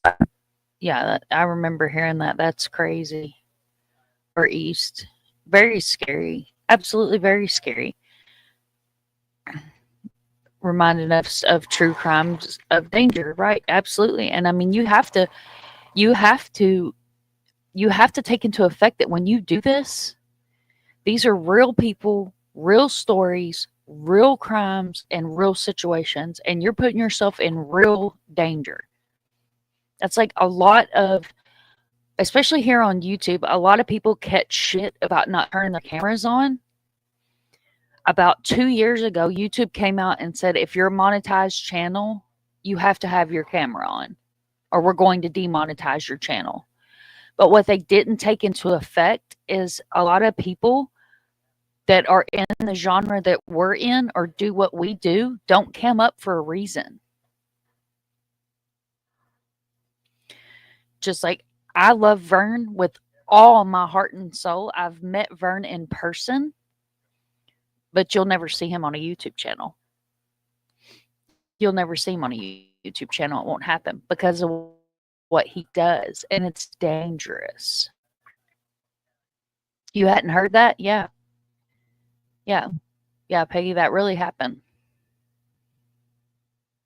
Them getting too close to me, started yelling for him, trying to point out the dam. About that time, that gentleman noticed that the motor stopped on the boat. The boat overturned and went over the dam and was broken apart as it went over. All 3 men went overboard. The water levels were very high that day and at a dangerous level. McNeely's saved. Police say Trooper McNeely and Officer Childs drowned. When the water receded, one body surfaced. Officer Childs, his body was recovered sometime later, 126 miles away in Tell City, Indiana. And Trooper McNeely's body has never been recovered.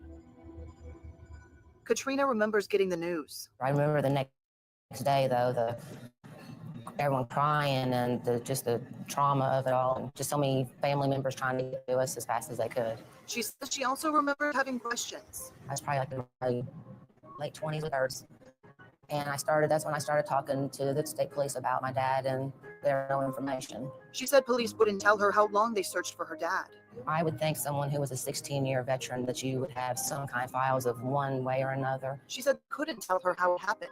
Do you believe that the boat over the dam and he drowned? I question it.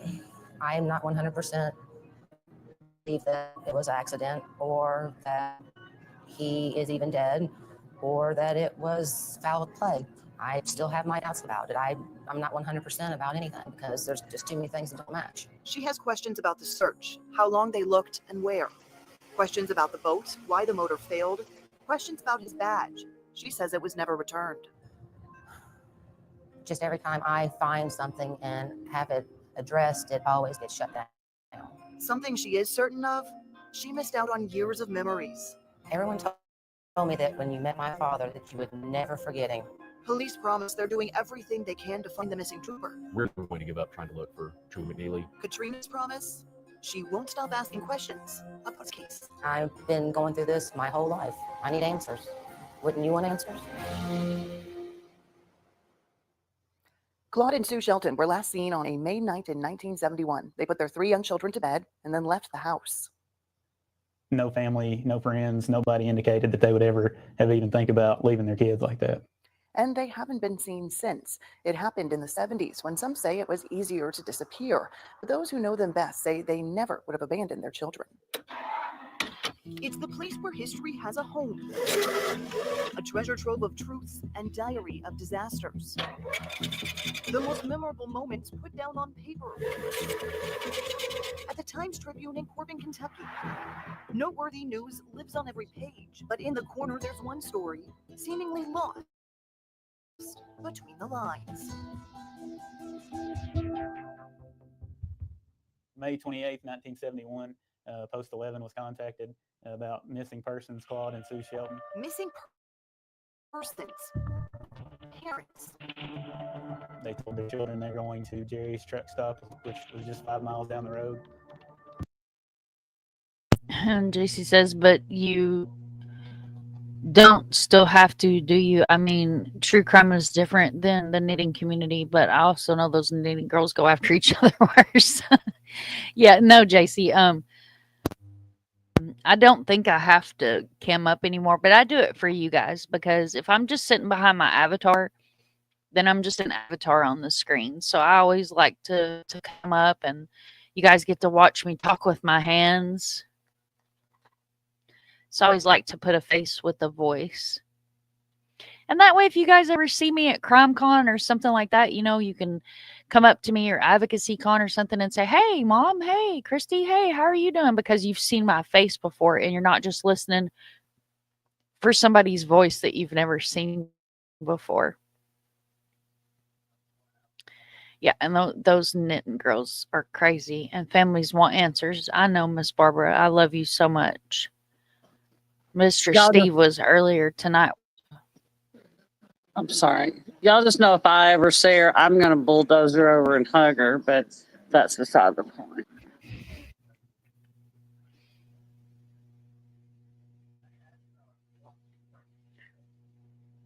Thank you so much for coming back, PJ. Did you go get ice cream?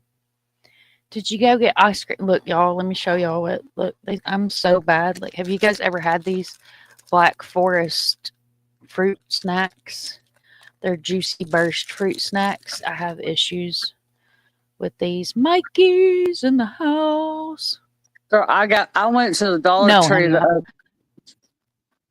I went to the Dollar Tree. To Denver. I went to the Dollar Tree the other day and got me some Werthers. And they have these Werthers. They're hard candy on the outside, but they've got these little creamy caramel fillings. They're gone. That's all I'm going to say. Now I'm going to have to go get some of those and try them. Because, PJ, I know you. What kind of ice cream PJ got tonight? She went and got ice cream. No, she probably had good ice cream. It's just like Mikey's met me in person.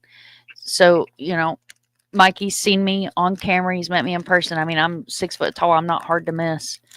But he can comment for himself in the chat, but I don't think he had to wander around and look for me or anything. I think he walked straight up to me.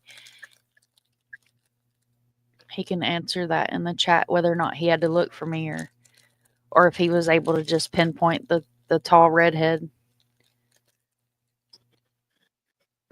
Yeah, Mikey, those Werthers with the hard candy on the outside and then that caramel filling. I'll be going back for more. I just ate them all. It was just like, oh my gosh. I like the Werther's regulars, but those with the caramel filling are like, ooh.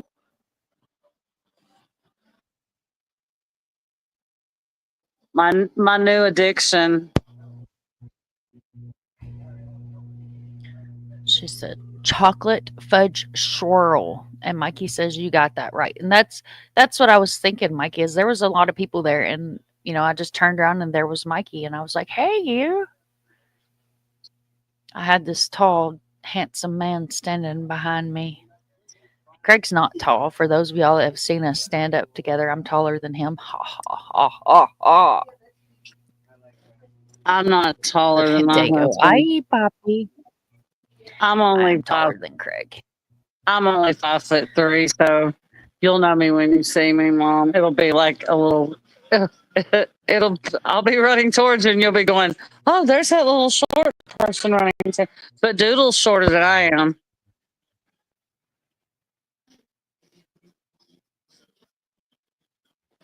Hey, go ahead, Pibbles. Pibble has Being a decided. brat. Boo. Pibble has decided she wants under the blanket. There, get. It's probably because it's freezing. It's not freezing. She's just being a butt. All bullshit, Mikey, who was the tall, handsome guy. Arctic says he's 5'3". Well, damn, I'm like a. My husband's Dago 6'1". says he's quite tall in his mind. My husband's 6'1". My son's right at 6 foot. So thank goodness, because somebody's got to get the stuff off the top shelf. Aw, JC. Jesus, if I saw you at CrimeCon, I would scream, aw. I just set bananas on fire. Oh, Lord Fuzzy, are you okay? What the hell are you doing setting bananas on fire? There's like a story behind that. I can feel it. Well, it depends on how she set the bananas on fire, because if you set them on fire properly, it's like Bananas Foster. See? It's Bananas Foster. If you have some liqueur to go with it, Bananas Foster. Yep, there you go. Bananas Foster. Oh, there's Bananas Foster is amazing. JC says she's 4'11". Barb's 5 foot. PJ says my son is 6 foot. I'm 5'2". Oh, I have cousins I have cousins that are 4'8" and 4'9". What's bananas on fire? You put some. No, like she literally set bananas on fire. Apparently, she really did. She made a short one. She made Bananas Foster. I've never heard of such things. See, I learn all kinds of stuff with you guys. She poured that liqueur in there and set them on fire, and they are good. No, JC, I can't come to CrimeCon. Not in Colorado. I can't come to Colorado because Craig is metal from the waist down. He has metal. He has a leg that's completely rebuilt metal. One leg is completely rebuilt, and then the other side, his hip is rebuilt, and it's all titanium. And his knee had to be reconstructed. So sitting that long on a plane would not work. I'll just put it that way, to put it lightly. There's no way he could take a flight that long. Like just going to Daytona to film the Eileen Warno's food that we got.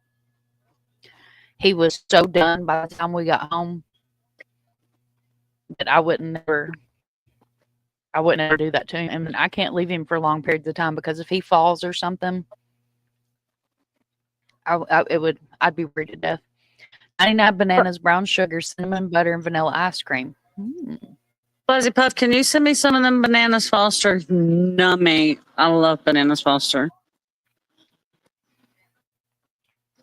If you could just email, if you'll just email that to me, I'll use my 3D printer and print it out.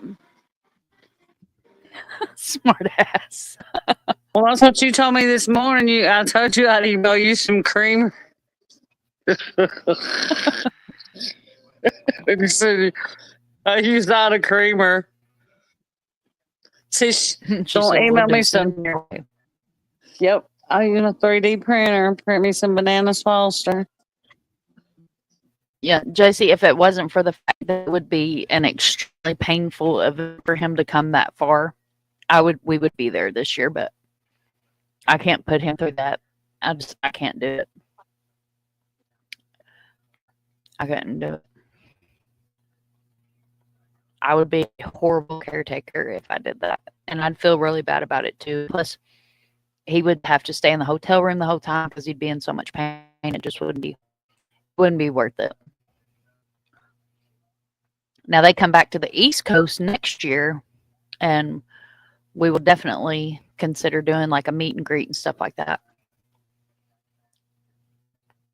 You definitely want me in your survival bunker. I like to cook. I like that. You're welcome to my survival bunker, Fuzzy. Yeah, you're welcome in mine too. Because I like to. About. I like to eat, Fuzzy. I'm gonna make me some. I was gonna make it tonight, but I'm gonna make some chicken Monterey spaghetti tomorrow night. Found a nice little recipe. Got all the nice little ingredients. Coming in all fancy. Yeah, all fancy. He'll just give me a cheeseburger. It's actually a very simple recipe, but it looked really good. So we're going to give it a try. And then I got a recipe for some a crock pot Philly cheesesteak pasta. So we're going to try that too. But I'm not going to try it. I'm not going to have pasta 2 nights in a row because I would just never do that. It's got all good stuff. It's chicken Monterey spaghetti.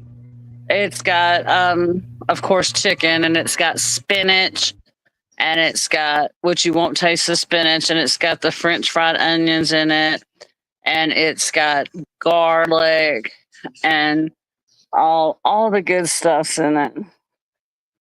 If you Google chicken Monterey spaghetti, if you Google the chicken Monterey spaghetti, you'll find the recipe. It's really good. It looks really good.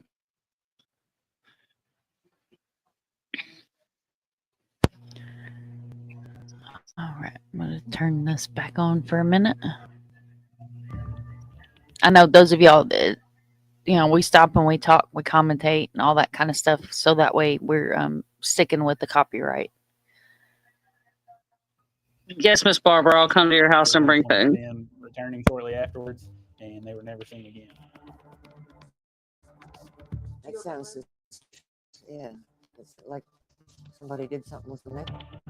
The kids did say there was a jar with some money in it, and obviously when the investigator got there, and yes, for the sake of knowledge about the money, he then checking it was gone.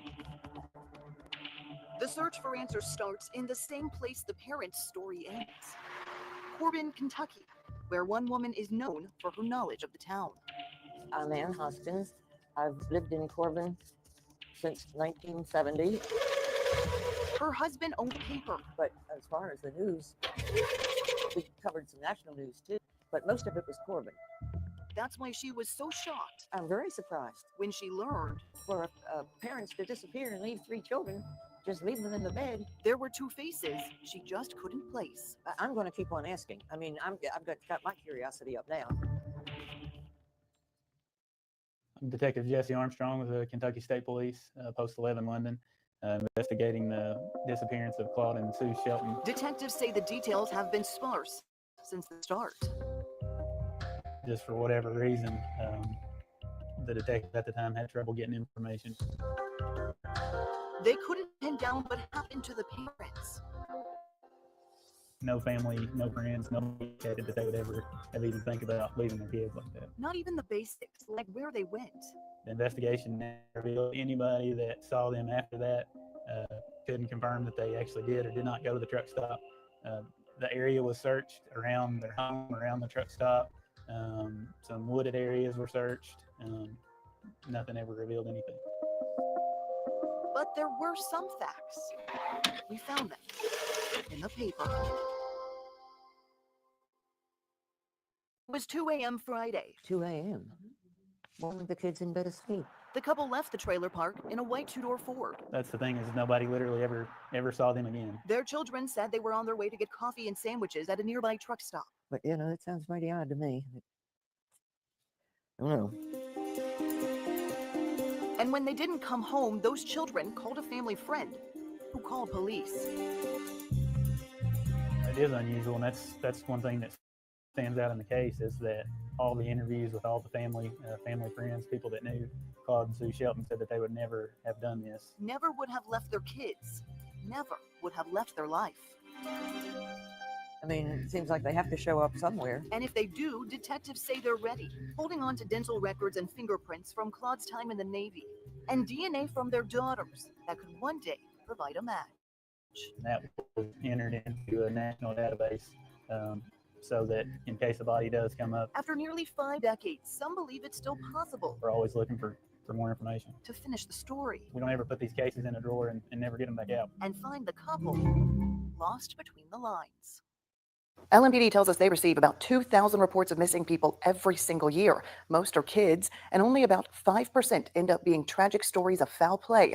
But there are some that still don't have answers, including the case of Lisa Green.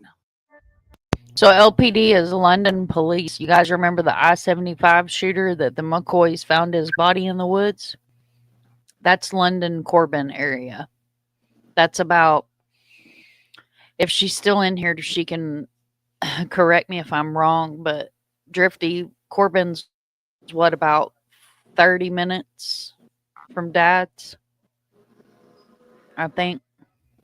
It's a very small area. When you say London, I think England, but it's okay. No, London, Kentucky, up there in the Yeah, I hills know. and the stick. I know in the sticks, but I like to think England. England. I like to think Look England. at you guys. You are awesome. I'm so proud of y'all coming up with diabetic friendly recipes over here in the chat. You guys are rock stars, man. I have the best damn community any girl could ask for.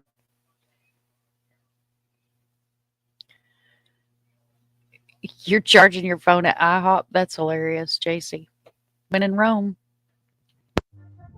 Some say a picture is worth 1,000 words, but for this family, it's a letter. Wrote on the back of an envelope. A letter they've been leaning on. I think she knew something was going to happen to her. Handwritten and hidden in her bedroom in the days before she disappeared. And she wrote that if anything happened to her, this one certain person had said he would try to hurt her.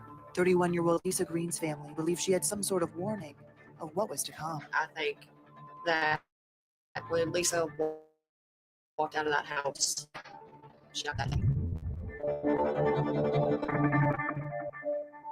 It's been more than 6 years since Leah saw her big sister Lisa. I'm Leah Coomer, and I'm looking for my sister Lisa Green. Cradling a picture from June 2014, showing Leah's now 7-year-old daughter, only a baby at the time, in her missing sister's arms. She'll never get her hugs. Or, hey, how you doing? She got robbed of that. That's not fair. Life hasn't stopped for the busy mother of 2, now raising a family of her own. Yes. But she can't help but look back on better days before her big sister walked out of her home and unknowingly out of her life. She Love got you up, too. Told my dad that she was just going on the Love back you, porch. love ya. Didn't have anywhere to go, nothing to do. She was just going to stay at home. Families say it wasn't unusual for Lisa to spend some time on the back porch, especially on an afternoon in June. But this time left and came back. They said, I think we had to wait 48 to 72 hours before we could file a missing persons report. So we waited. My dad filed it. That's when LMPD took on the case. One of the first things that happens is we try to establish a pattern by persons missing. And what we have to decide is, are they missing or did something sinister happen? Detectives collected DNA samples from Lisa's room. My dad had gave her a sample of her hairbrush, a piece of Lisa's clothing, and we'll put this in, name us, run her, we'll see what we can find. It wasn't only detectives running into roadblocks in the investigation, but also Lisa's family, who had started putting up flyers. Every time we would post them, they would get clicked. It's like someone knew something or they didn't want it to be posted. Oh my God, that's so frustrating, y'all. How many times have we seen that happen? Seriously. How many of y'all in the chat have seen that happen or heard a family say that missing loved ones' flyers had been taken down? I mean, I understand taking them down off of light poles, but not, oh, that pisses me off. That's enough just to make your blood boil.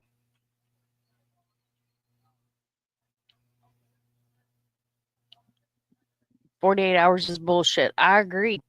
I 110% agree, Arctic. It's absolute bullshit. And Jody, here is or Jody or anybody that wants to utilize this link. This is the Betty Crocker Recipes Health and Diabetes Recipes website. So that way you have a digital version of it, because I was just looking and those cookbooks are like $30. That's craziness. Well, hell, Kimber fell off the front porch. I'll drop this so she can grab it.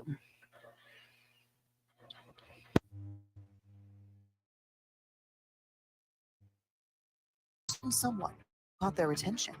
The person mentioned It was a friend of her and her boyfriend's. but while that may have been a person of interest, they would need proof to make him anything more. Sometimes what may be evidence is not evidence, not unless you have something else to corroborate it with. You are so Certainly, welcome. I'm look glad at I could help look you at that guys. individual or individuals that may be.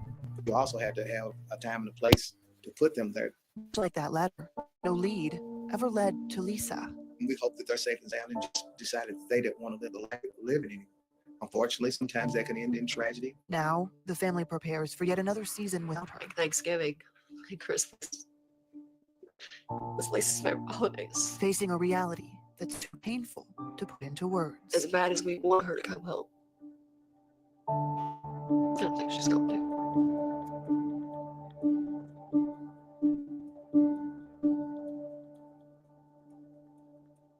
Every unsolved case leaves a vacuum of unanswered questions. That is especially true when a child is at the center of the investigation. Now, we take you to Hazard, Kentucky, where a 6-year-old boy has been missing since 1982. Here's Mr. Okay, let's see. It makes me so mad. I had to go back and put them up daily after he was found. People were asking to be the one where they were down. It's unreal. Wow. I'm sorry, Barb. Arctic says I have a old Betty Crocker cookbook from the 60s. It's like a 3-ring binder, has awesome recipes. That's awesome, Arctic. I use Monka for it. It's putting additive sugar, Splenda.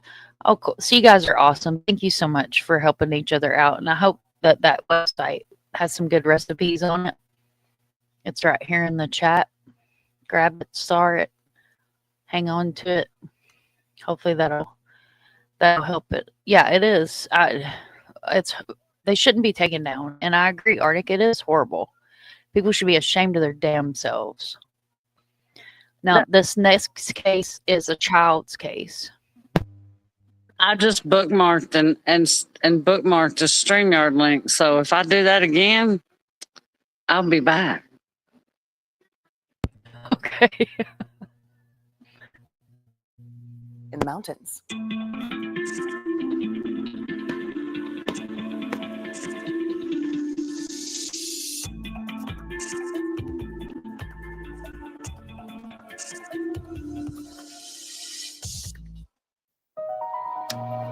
On February 12th, 1980. Don't dox me. Don't ever be sorry. This is my community as much as it is y'all's. And I love the fact that you guys are all helping each other. We're all family. Don't ever be sorry. You're perfectly fine for being distracted. You're not distracted. You're helping your community. And that's absolutely beautiful and amazing. You guys will never hear me bitch about stay on subject.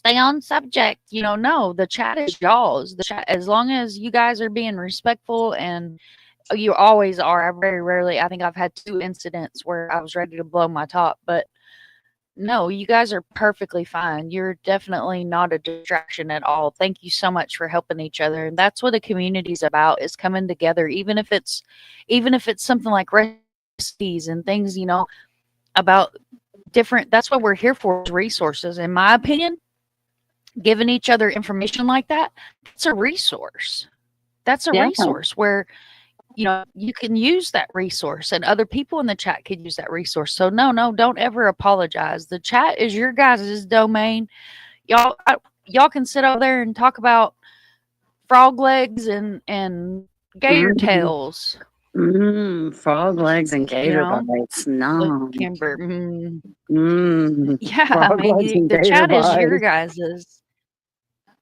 I Can have someone phenomenal whoop me? mods that if they see anything that's out of pocket, they'll take care of it. So yeah, I mean, you're not distracted by any means. Don't ever think that. Can It makes someone my whoop me heart up? smile to see you guys helping each other. Can someone whoop me up some frog legs and gator bites? Oh, Lord.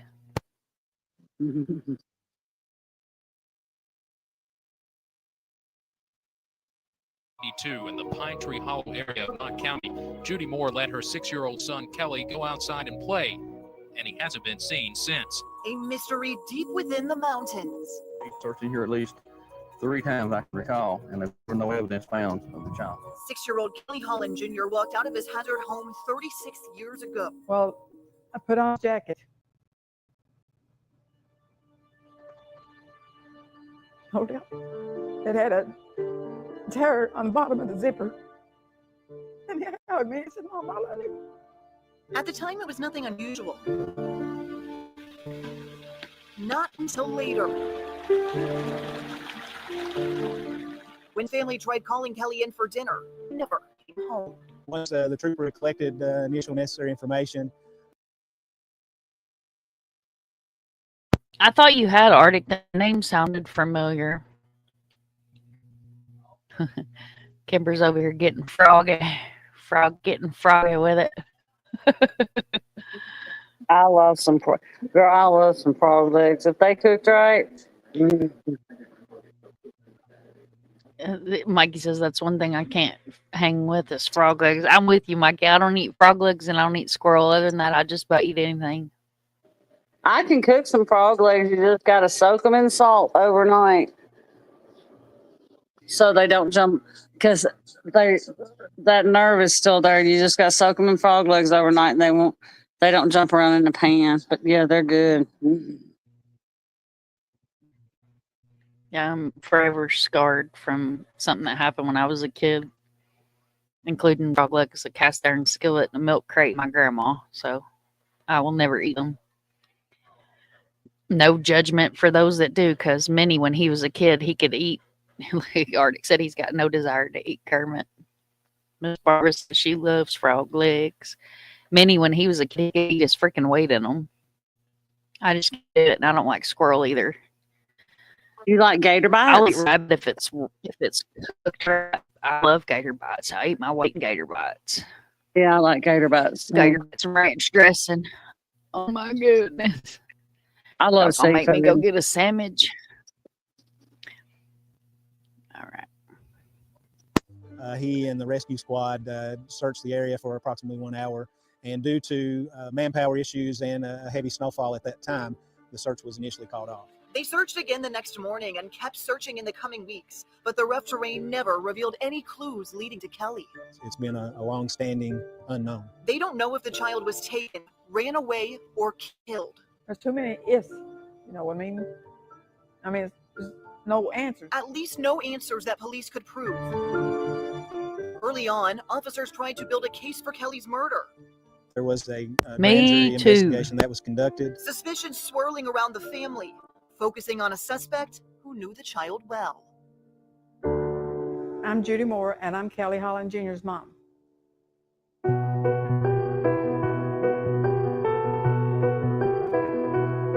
He was just looking at me. Why am I the only suspect? What did I do wrong? There was never a conclusion as to whether they considered foul play or missing, but I think there were some questions about some issues. I was told by the police that my sister said that I killed him and she helped me bury him. I don't know if that really happened, but that's what I was told. Did you talk to your sister about that? She said it didn't happen, but You don't know. after a while, she quit talking to me. Police were never able to get the indictment. Weeks without answers turned into months, months into years, Kelly's face changing and his memory fading. Many who were involved, who lived in the area or who were family or friends have passed on. Kelly's case sat stagnant until 5 years ago. Investigators received information of a possible grave at a residence, or what was left of a residence on Pine Tree Hollow. A tip leading them back to that secluded street. Several troopers and detectives came to this location, found what they believed was being described as that place of grave. But unfortunately, through several hours or days worth of digging and excavating, they was unable to locate any type of remains or any clue or instance that there was ever anyone buried there. Another dead-end clue, leading detectives to believe they may never find Kelly. I would imagine that there'd probably no chance of, through just decomposition and animals, wildlife, and so forth, that would make it probably nearly impossible. But there is one person who holds out hope. Kelly, I love you so much. Just let me know. She thinks Kelly could be watching. Say hi, Mom. That's all I'd ask. I wouldn't want nothing else from her. And she has a message to others who might be thinking something else. Anybody that thinks I killed my son, God have mercy on them. How would you feel if it was your child? Our Unsolved team has crisscrossed the state to dig deeper into Kentucky's cold cases, but this one kept us close to home. Wow. The pain in a mother's eyes, man. Damn it. And her own sister said that she killed him. What the actual fuck, man? Like, Right. people are monsters. People are just absolutely fucking monsters.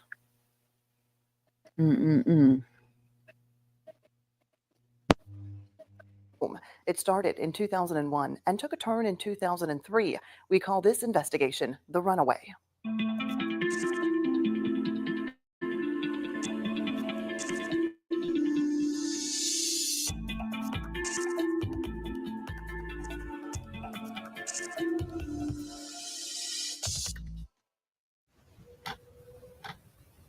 Time can be a mysterious thing.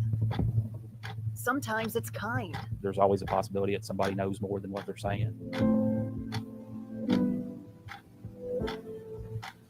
Sometimes it's cruel. Most people don't realize how quickly a body can become skeletonized. It wasn't Jessica Wallace's time, and 17 years after her death, her final moments remain a mystery. It was 2001. 17-year-old, blondish brown hair, habitual runaway. Jessica Wallace was reported missing. Kind of been in and out of foster care, state care. The teen had been living at home of the Innocents. From the information, people that are around her, she occasionally used drugs, alcohol. But she was last seen in Taylor County when a friend dropped her off outside a mobile home. The person there that lives at that mobile home tells her she can't stay there. You gave me a statement as far as what she had on, had a little backpack with her, that sort of thing. And then she goes back out walking on the road. Walking down this rural Taylor County road, it would be the last time the teen was ever seen alive. As time went on, I think there were some rumors that started circulating that maybe she took off to Florida or something. People kind of stopped looking for her. 2 years passed with no sign of Jessica. And then one day a man was looking for something else. There's a guy that's out in the woods just looking for Indian rocks, that sort of thing, comes across the skeletal remains. The discovery only a few miles from where the teen was last seen, but matching the Indian rocks my ass. He was out there ginsenging. My brother had a redneck ass girlfriend once. She seen all of us together and said, "Y'all want to go frog gigging tonight? Mikey, you want to go frog gigging? I ain't gonna eat them, but I help you get them." Yeah, it's horrible, Arctic. They're funny. It was my version. I learned to be usable meats. I love fishing. I love fishing. I love fishing. You use a hay fork to go frog gigging where I'm from. Oh, I love deer jerky. Or deer chili or deer sausage. Sorry, I just had to put my 2 cents in it. I'm not much on deer meat. I'm sorry. I'll eat some frog legs, but I'm not much on deer meat. It just ain't never been cooked right. No, I'm still not much on deer. I just don't know. There's just something about eating Bambi. Fuzzy says, "What's frog gigging?" So frog gigging is you go out and, like, where I'm from, it's marshlands up in Kentucky where I'm from, and you take a hay pitchfork, like kind of like what the hell's his name? The king of the ocean. Oh, I can't think. Neptune's thing. It kind of looks like that. and you use a flashlight, and you see their little eyes glimmering, and you stab them with the pitchfork, and then you put them in a bucket with like a mesh top on it or chicken wire, however you choose it. That's frog gigging. But you can use a hay pitchfork, but now they do actually make frog gigs that are smaller than a hay pitchfork. Well, we was pole folk. We was pole folk. But I've been frog gigging before, but you have to be careful because you got to go out in the ponds and stuff. So you got to be careful. You got to wear some really good rubber boots because there'll be snakes out there. I'm sorry, Fuzzy. Yeah, you definitely want some snake-proof boots. You ain't the only thing out there looking for the frogs. You just got to remember that. Mm-hmm. What do you do once you eliminate them? You put them in a bucket, and you take them home and you clean them. You cut their legs off. Yeah, you cut their legs off. You fry their legs like drumsticks. You have to if you growed up like I did, you use the rest of them for catfish bait. But you have to, you do skin the legs. You have to skin the legs because you don't want none of that green slime. So you skin the legs, and it looks like you clean it just like any other animal. Yeah, and it looks like a funny chicken leg. And they're really good. I mean, they're really good if they're cooked right. They're really good. You just batter them up, but you do soak them overnight in the refrigerator in salt water. My daddy taught me that trick. You soak them overnight in the refrigerator with salt water, and a lot of restaurants serve them. They're expensive, but a lot of restaurants serve them. Yeah, Mass Country Kitchen used to sell them till they shut down. They had frog leg Friday night, and you could go over there and eat as many frog legs as you wanted to. Greg, you eat frog legs? Greg said he wouldn't eat no frog legs. Oh, you eat them? That changes everything, rocking back and forth, realizing there's a lot of things I don't know. Love you, Fuzzy. Fuzzy's like, this country chicken. They close. No, they close because they's a family business. And family be all up in everybody's business. I love this comment. Fuzzy for the win tonight. Rocking back and forth. There's a lot of things I don't know.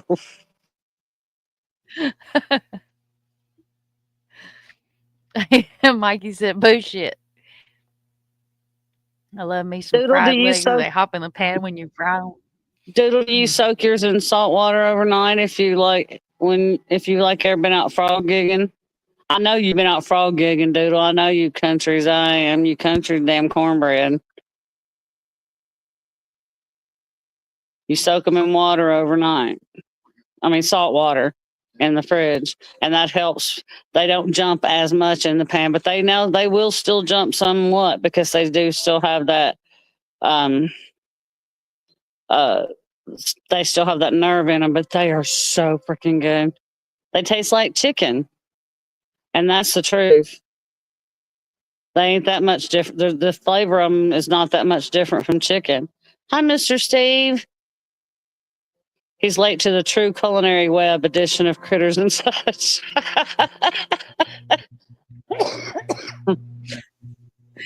Welcome in, Mr. Steve. We were discussing tonight. We're discussing Kentucky cases, and normally here on the channel, for some reason, we always end up at food.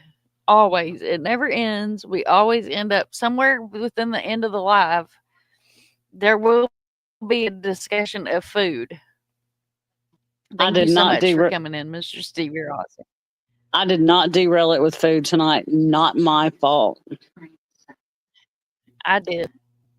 Fuzzy Puff started it with banana. She said she set bananas on fire, so that was what started it. Bananas Foster. And here's Mr. Steve's link. If you guys are not subbed up to Mr. Steve, what are you doing with your life? Make sure you sub up to Mr. Steve. He's awesome. And Mrs. Steve is awesome as well. Doodle, you told me you didn't eat no possum. Steve, grab a bowl of possum stew on your way. You're perfectly fine, Fuzzy. We love a little naughty around here. You gotta throw in some lighthearted laughter because some of this stuff gets real heavy, and I always try to take breaks between. Haven't eaten fresh roadkill. I can't judge others. I'm with you, Mr. Steve. I don't need that nasty crap. I'm joking. I ain't eating no possum. I'm gonna tell you right now, and I'm gonna give y'all another little country tip. So if you ever buy wildlife meats from somebody in the country, you make sure they leave a foot on it. I'm just going to be straight up honest with you. Do not buy wildlife to eat from people in the country. Either you know them or you don't, unless they leave a foot on it. I mean, the possum part, I do eat frog legs, tree rats, and bunnies. I can't eat no tree rat. I just can't do it, Doodle. They're too greasy. Unless y'all got some kind of special recipe. My mama used to fix squirrel brains and eggs for breakfast. I would eat cereal. I am not eating no. I can't eat rabbit either. Yeah, right here. Hell yeah, if you don't know what you're getting without a hoof. Right, exactly. Exactly. You start seeing a shortage in the neighborhood cats, don't buy from that person again. Doodle says she knows her grandma's emu didn't run away. Hey, they say emu meat is supposed to be really, really good for you because it's supposed to be really lean and it's supposed to be really full of good stuff. See, if Doodle gets hungry, she can just go out there and grab a squirrel out of the tree.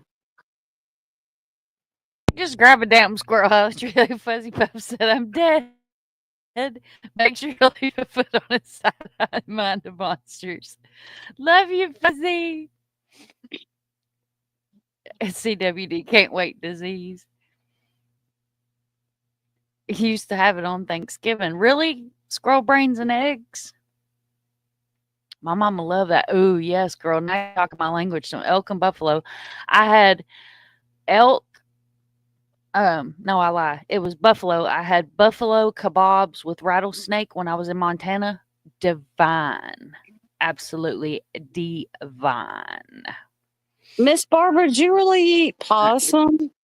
I feel like I just asked a question like Cousin Eddie on a Christmas Vacation.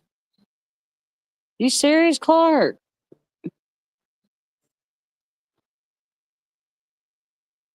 Yep. Bound both sides, put it in a crock pot, mashed taters and white gravy, and a meal fit for a king. I'm going to get my kid to eat mountain oysters and not tell her what it is. Brutally. Brutally. I ain't eating no mountain oysters. Savage love. Did somebody break your heart? All right. We're almost done with this video, guys. I'm going to go ahead and start this back up. Okay, CG said, sorry I fell asleep. I'm going to finish on replay. You're good, honey. Sweet dreams. Have a good night. Thank you so much for being here and falling asleep with us and being on replay crew as well. My dad shot Bambi when I was small. Well, I lost it. I gave all the meat away. What? You don't give deer meat away. You keep, well, you can. That's the right thing to do, but you do keep some. Okay, now my brother would not eat a possum, but he said he heard there is a way that you can eat possum.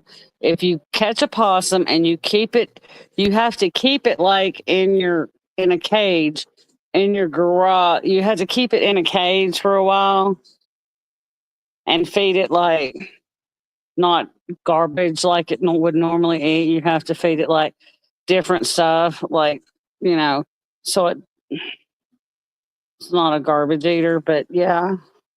But I'm not going to eat it. They're not very attractive. I ain't eating no damn possum. I won't kill one, though, because possums are very good for the environment. People don't like them because they're ugly, but they do eat ticks they do eat the ticks that cause Lyme disease, and they're very beneficial.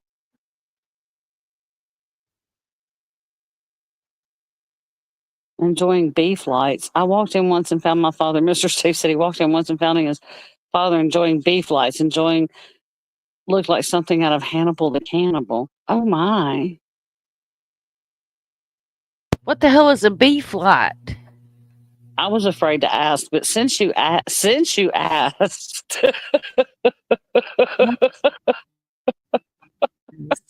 feel left out. I might like to I do eat too. that. Yeah, I ain't eating no possum neither, brutally. I'm with you.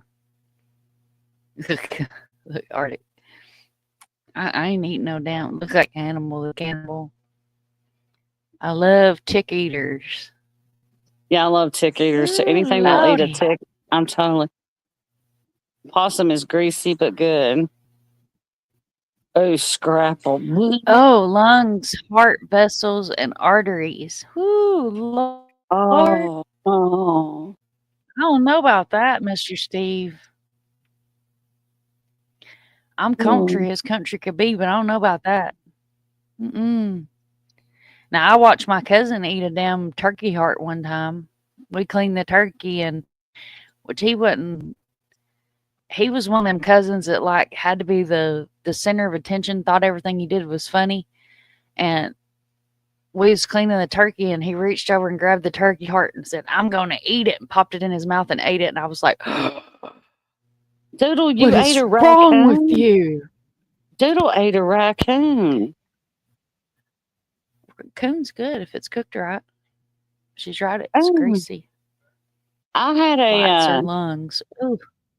I had a lady I used to work with, and one year it was her son's birthday, and I had never tried chitlins.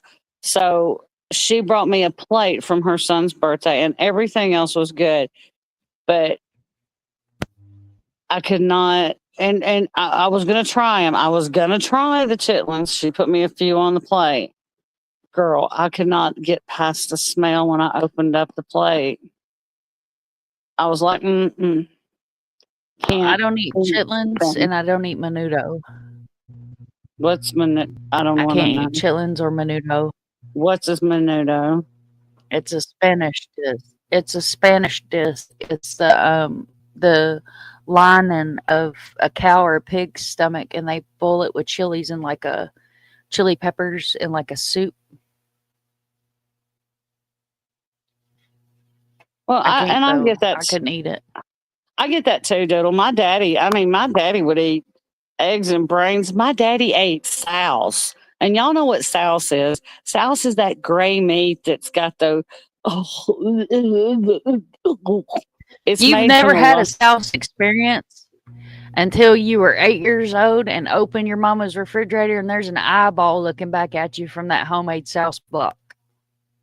Souse is from the leftovers. Souse is like the leftovers. Ooh. And if you've never seen souse, the meat is gray. It is literally gray. Is it not, Mom? It is gray meat. Souse is gray. Souse, I ain't eat no damn souse meat. Look at here. Briley said she ain't no. Briley, I ain't eat no damn brain. You get hungry enough, you eat anything. Those are facts. Souse is gray. Souse is gray meat. I've had tamale. I've had a tamale. May have had menudo. No, my roommate fixed menudo. Like I took him to the store in Las Cruces, New Mexico, when I lived in Mexico, and bought the stuff for menudo. And then I sat outside while he cooked because it was the most vile smell I've ever smelled in my entire life. It was vile. Mom always made us try, like take a bite of this. I mean, she didn't make us eat no salsa or anything. And, that was Daddy's thing. But she always made us try everything. But I guess because they had to eat, whatever was given to them, we always had to try things. But if we didn't like it, we didn't have to eat it. But, Mom and Dad, when they grew up, you ate which was put on the table and you were thankful. Like Doodle was talking about. So, but there were just some things. And I mean, I love vegetables and stuff like that. I'll eat more than my husband I like will, but barbecue goat. Oh, it smells foul. It does. Chitlins smell foul. What's they menudo? smell foul. Menudo is a Spanish dish dish, and it's the stomach lining from a cow or a pig. I think what Anthony fixed was a cow lining, and you have to boil it because it has little hairs all over it because it's the inside of stomach lining. So you boil the hair off of it, and then you boil it in like a soup, like a big giant metal pan with like chilies, and he put all kinds of other stuff in it. Doodle I chicken will liver. fish with a I'll eat chicken liver. That's the only liver I will eat. I will not eat calf liver. I will not eat beef liver, but I will eat chicken livers. I love chicken livers.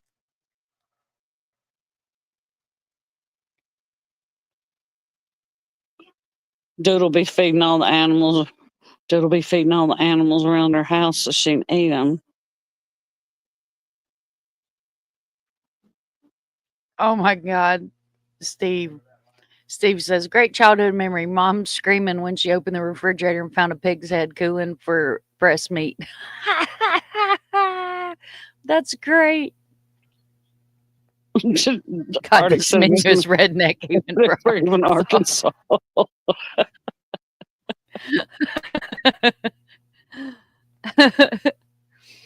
Oh, Taylor's in the bushes over here. I grew up eating lots of different foods, but I will not eat raccoon, armadillo, or possum. I'm not eating an armadillo. Like, nope, I'm not eating no armadillo. Those little bastards dig holes in the yard and drink my damn dog's water. All right, get back into this video, and then we'll stop and decompress some more in between. Because, like I said, these do get heavy, and I enjoy interacting with the chat. And no, I can't even be in the same structure where Menudo is cooking. I'm like a monk when it comes to the scents. Yeah, I miss Monk. That was a good show. All right, here we go, guys. It's on in syndication. It's still on some The body of a shows. 17-year-old wouldn't be simple. So police called an expert, I was the state forensic anthropologist. Dr. Emily Craig. I do remember there were scattered skeletal Yes, remains, Mikey. and That's there were one thing about I can 2 years figure. worth of leaf fall. So we actually had to excavate down through the leaves and the soil, a couple inches of soil to get to the remains. Craig, in these never-before-released crime scene photos, dug through the leaves. When I worked the scene, I had one rule, and that was if you see bone, leave it alone. She and a dozen others walked the woods. You don't need all the remains, you just need the right ones. Every bone we picked up confirmed that it was a teenager. And some of the other bones we picked up confirmed it was female. Some of the other bones we picked up confirmed she was white. So all of a sudden, we have a biological profile. A biological profile that pointed to Jessica Wallace. I am so often surprised that the family is relieved, so at least they know. It's not the news they want, but it's the end. It's some resolution. But in Jessica's case, this would only be part of the answer. How she died hidden in the time that had passed. You take someone that doesn't have Welcome, Klein. that kind of bounces around from place to place. So when they come in, when you get those type complaints as a missing person, generally, the investigation starts under the premise that they're probably going to show back up because they have a history of doing that. And so then you're so far behind if they don't show back up, and by the time a body's found or whatever, a lot of times any evidence you might have gained is already gone or decomposed or whatever, and so you're already way behind. Time took its toll on the investigation, but detectives collected what they could. There was a couple of very small pieces of duct tape that were located in close proximity to the body. They sent the duct tape and a few other items to the lab to be tested, but the results were inconclusive. As time moves on, the case stands still. So it's almost going to have to go back to either somebody saw something or knows something more about the case and what they've told, or they knew something that they or seen something that they thought was insignificant at the time, but may actually be significant. This not knowing just tears families apart. A young mother missing and then discovered dead. Like all of the cases our Unsolved team covers, this case has questions. But unlike most of our cases, police say they have answers. So why is the case still open? This story takes us to Dunville, Kentucky, to tell Whitney Copley's story. 6 feet below ground in a child-sized coffin, all that's left of Whitney Copley. My gut feeling from day one was she was dead. 3 of her sisters sit around the kitchen island, describing what they call terrible time. We've not had the best past. a past riddled with heartache, divorce, depression, and eventually murder. Whitney's dad convicted of killing her mom. Whitney just after that started down a bad road. She got into drugs, alcohol, and we really didn't know all this until later. And I mean, I tried everything, sent her to rehabs, The sisters aren't secretive about Whitney's troubled past. Becoming a young mother, they wanted her to be healthy. They wanted her to get help. And then September 2015, all they wanted was to find her. She left on Monday after I begged her not to go, knowing that, something could happen or might happen because with her history that we, had from her being gone. 6 days later, the sisters were certain something was wrong. We pinpointed that she had left the party with these two guys and her, and they were headed back toward Dunville, and she was supposedly on her way home when the truck broke down. The truck stopped right in front of a gas station. Police found surveillance video confirming the story. And then it shows that she walks to the back of the parking lot close to the post office, and then that's the last time she's seen. But then the boys come back. Searches of surrounding areas started immediately. Numerous people showed up at night. I know there were several state police, there was county, might have been even a couple of city cops out there as well as volunteer people. But days turned into weeks, weeks into months. November 2016, the first sign of the missing mother. I remember we were searching a creek bank and one of the cops or somebody yelled, "We think we found something." It was Whitney's remains, buried below leaves, on a hill behind the gas station where she was last seen alive. Kind of shocking, that she wasn't found right there. At her family's request, her bones, few enough to fit into a small box, were sent to a forensic expert. But the findings didn't reveal anything about what had happened to her. There wasn't a whole lot of feedback from the police. They, to them, she was found, it was undecided, they were finished. It shows at this time that there's no foul play suspected. Right now, it's looking as possible, most likely an accidental overdose. The family says they went years without hearing from police. Under the impression the case was closed, they asked for Whitney's personal items discovered during the investigation. We just wanted to know, what she had and asked for, the records just so we could see all of that. And so we sent an open records request. Called numerous times trying to get answers about that. Frankfurt, I called Frankfurt a lot. So then I filed an open records request through the office in Frankfurt. Right before Christmas this year, she gets a letter back from Frankfurt that said, after researching this case, we have found that the case is not closed. News that the case was open came after the Unsolved team called police asking for the same records. We received a similar letter denying our request. And then we asked why. There's still a piece of evidence at the lab. Just sitting at the lab. Yeah, a lot of times, they're backed up. But according to the forensic crime lab director, the lab has actually been waiting on Kentucky State Police. An evidence log revealing the lab received DNA from the scene in 2017, but didn't receive a sample to compare it to until late last month. I feel like it's after you started contacting them is when all this started happening again. Police say new evidence could come from the test, and that could bring new answers. They couldn't explain why it's taken this family so long to get theirs. So the family told us that the first phone call they received was just a few weeks ago after we called them. Why do you think that is? I don't know anything about that. Like I said, I didn't work the case personally. It's the response this family has grown accustomed to. So the sisters say they will continue to wait. And it shouldn't have to be like that. You're already going through so much. Why do you have to fight to get help, or to get justice? Now, the case is so huge, investigators told us they had multiple filing cabinets filled with records and documents. But here's a quick look at some of the pieces of this case that really stand out.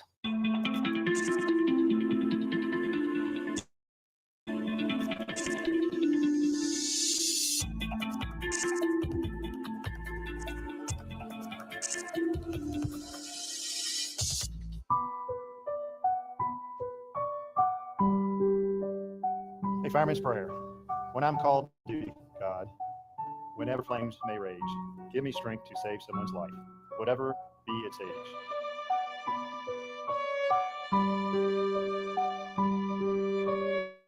It's too hard, Enable me to be alert and hear the weakest shout. Sorry, but I still don't know what to say. And quickly and efficiently put the fire out.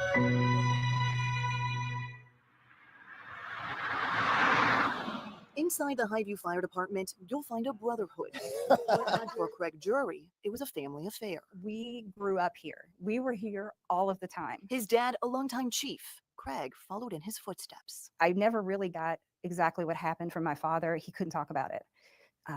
It just tore him up. August 24th, 1994. They were in my dad's fire car when the call came. Craig and his dad respond to a fire in southeast Louisville. To me, it rings with a fire I never want to see it. Craig and others were inside when a flashover engulfed the home.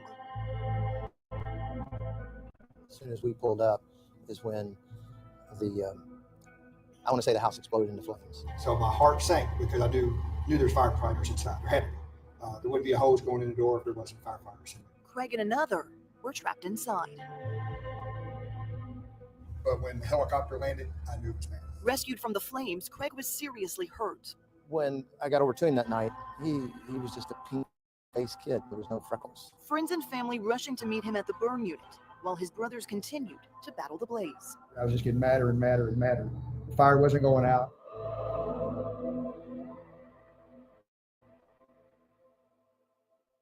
And at first we thought, this is going well. He's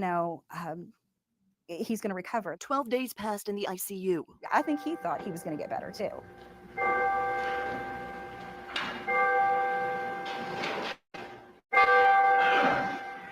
The sad part about firefighters or emergency responder funerals is they're beautiful. We gather and wonder what happened a couple of weeks ago. We're confused, we're saddened, we're angry, and we wonder why. My name is Larry Fuller. I'm a retired detective from the old Jefferson County Police Department Arson Unit, and I was the original lead investigator assigned to the fire which involved the death of Highview firefighter Craig Jury.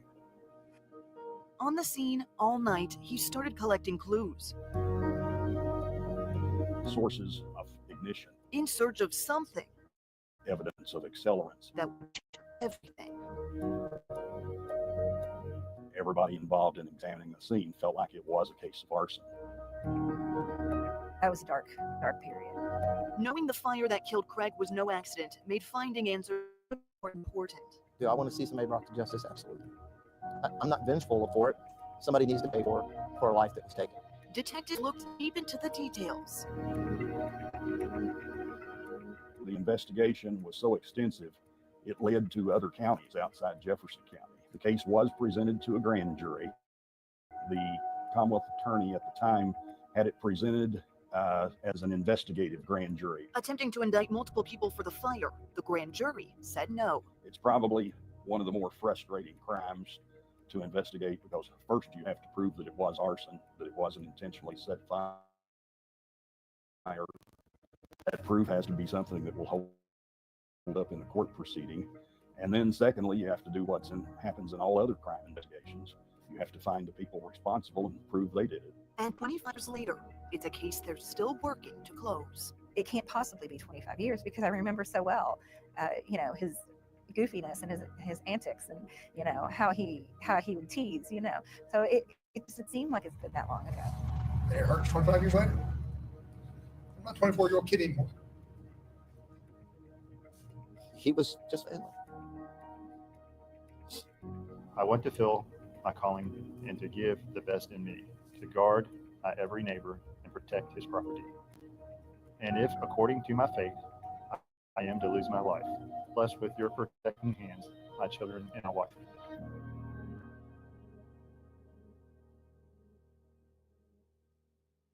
Families say Anna Crawford was different from other kids. She spent a lot of time walking around her hometown of Litchfield, Kentucky. She liked to be alone, but it was one of those walks she treasured that ended up being the beginning of the end. If Savannah Crawford's case was a movie. This is the door that she had come out of, and she had walked up the sidewalk, and they had caught her on surveillance walking off of the sidewalk, and that was the last time that she was seen. It would be a thriller. During that time, we received hundreds of leads, hundreds of people who said that they had seen her from as far away as other states. A child missing from a small Kentucky town. A search full of suspense. We worked so hard. We did everything that we knew to do. We asked for outside help. I feel like I did everything I could to find this child. The mystery taking a terrible turn. She said, Ashley, she said, they found Savannah. And she's dead. I'm Detective Kevin Smith with the Litchfield Police Department, and I'm currently the lead investigator on the missing person case involving Savannah Crawford. 16-year-old Savannah Crawford was known to wander the streets of her community. This child, every day she would come home from school, she would check in with her mother, and then she would go out and walk. And this child covered several miles a day. She would walk around, listen to her music. But she always came home until one night in April 2017. Whenever the child didn't come home as she normally would, the mother became concerned and had been out looking for the child. So then she had contacted law enforcement in order to report that she was missing. The night shift officer at Litchfield Police searched for the missing teen. Most of the time, we can usually find them by the time the shift, is over. This was a little bit different. Night turned to morning. Savannah was nowhere to be found. We're crossing every T and dotting every I and unturning every stone that we could think of. Missing posters went up in store windows. Local law enforcement called in federal help. As days turned to weeks, families started to lose hope of a happy ending. We kind of felt like, are we even going to ever find her? Is she going to be alive when we find her? Seasons changed in Kentucky from spring to summer, and so did habits. And on a warm evening in June, a father-son fishing trip led them to a bridge in Hardin County, 18 miles from where Savannah was last alive. That's who initiated the 911 call. Hardin County Deputy Coroner Shayna Norton was one of the first to respond to the scene. She's found down in this, a river creek bed with nothing else around. So of course we automatically think, is it a homicide? Did she fall? Was she thrown off, the side of the bridge? Or, at this point, it's anything that we can think of. Her team took note of everything. She was skeletonized, completely skeletonized. All of her clothing was still on, pants, shoes, socks, shirt, jacket. We did even find some money that was beside the body. That money, the one and only clue collected as possible evidence in the case. No cell phone, no wallet, bag, backpack, anything like that. Investigators were able to positively identify her using dental records. We know who she is, and we know that she's deceased, but we don't know when she died or how she died. They were hopeful further examination of her bones would bring more answers as to what happened in the 3 months she was missing. There was nothing. No bullet holes, no fractures, nothing. Nothing. No evidence of foul play in the autopsy. No traces of anything in toxicology. For investigators, it was the only thing worse than delivering news of her death. Some people will say, well, they had closure, they found her. No, they didn't have closure. They still lost their baby. They lost their daughter, their sister, their granddaughter, and they don't have an answer as to how or why. Despite the roadblocks, this detective promises to never stop searching for Savannah's story. Somebody knows. Somebody knows how she got from Litchfield, Kentucky to where she was located in Hardin County. Her family says they're desperate to fill in the blanks. And I just feel like everybody's just giving up. But I don't want to give up. But this team of investigators says they won't give up. This is not a case that you put in a drawer and forget about. It's not going to happen. Going so far as to remind us, the final document in Savannah's life is one they're willing to adjust. My death certificate can always be changed.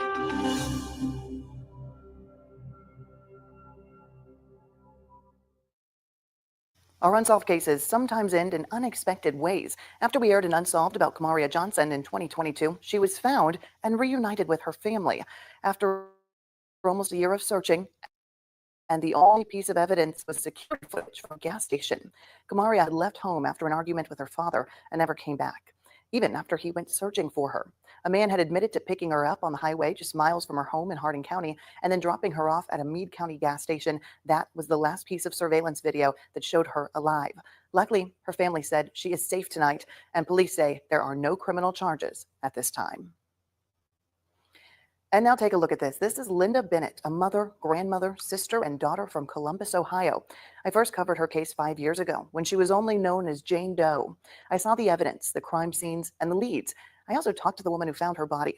Now, Kentucky State Police say they know her name and her family using DNA technology to finally break the case.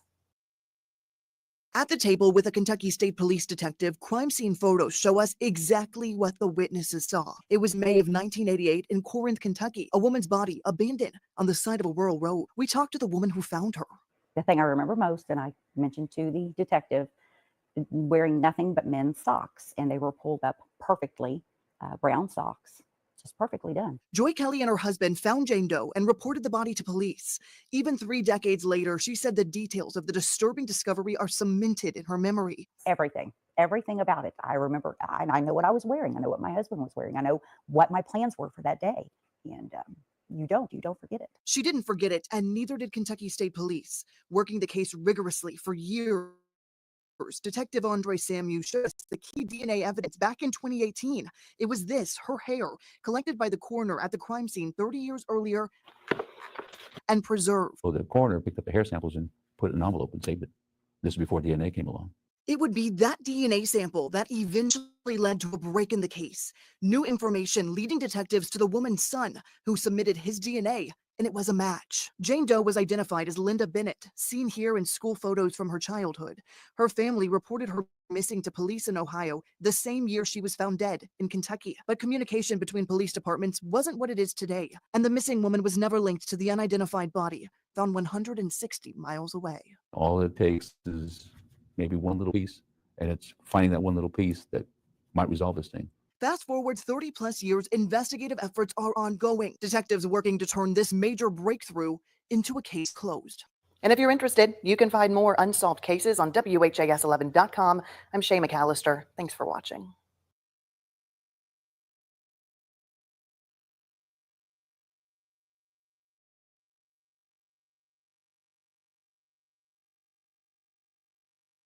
So that was one of the cases that we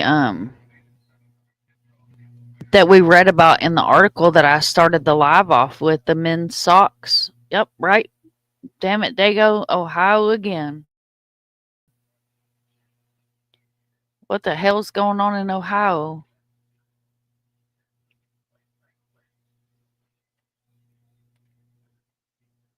That was yeah, that was one that we read about at the beginning of the live. Hopefully everybody's enjoying the live tonight, learning about some of these Kentucky old cold cases, and the ones that have been solved are also always amazing.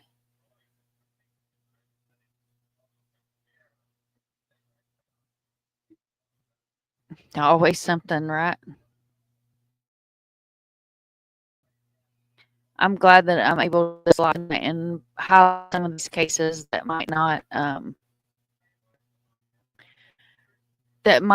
get the coverage otherwise, or maybe, you know, if somebody, you never know who's going to pop into one of the chats and maybe recognize someone and think, oh, you know what?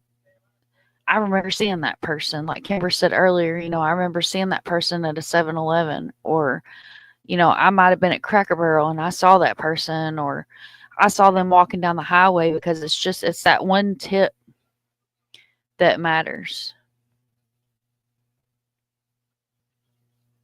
I want to learn so bad. I'm going to have to say goodnight. Good night, Jody. Thank you so much for being here, honey.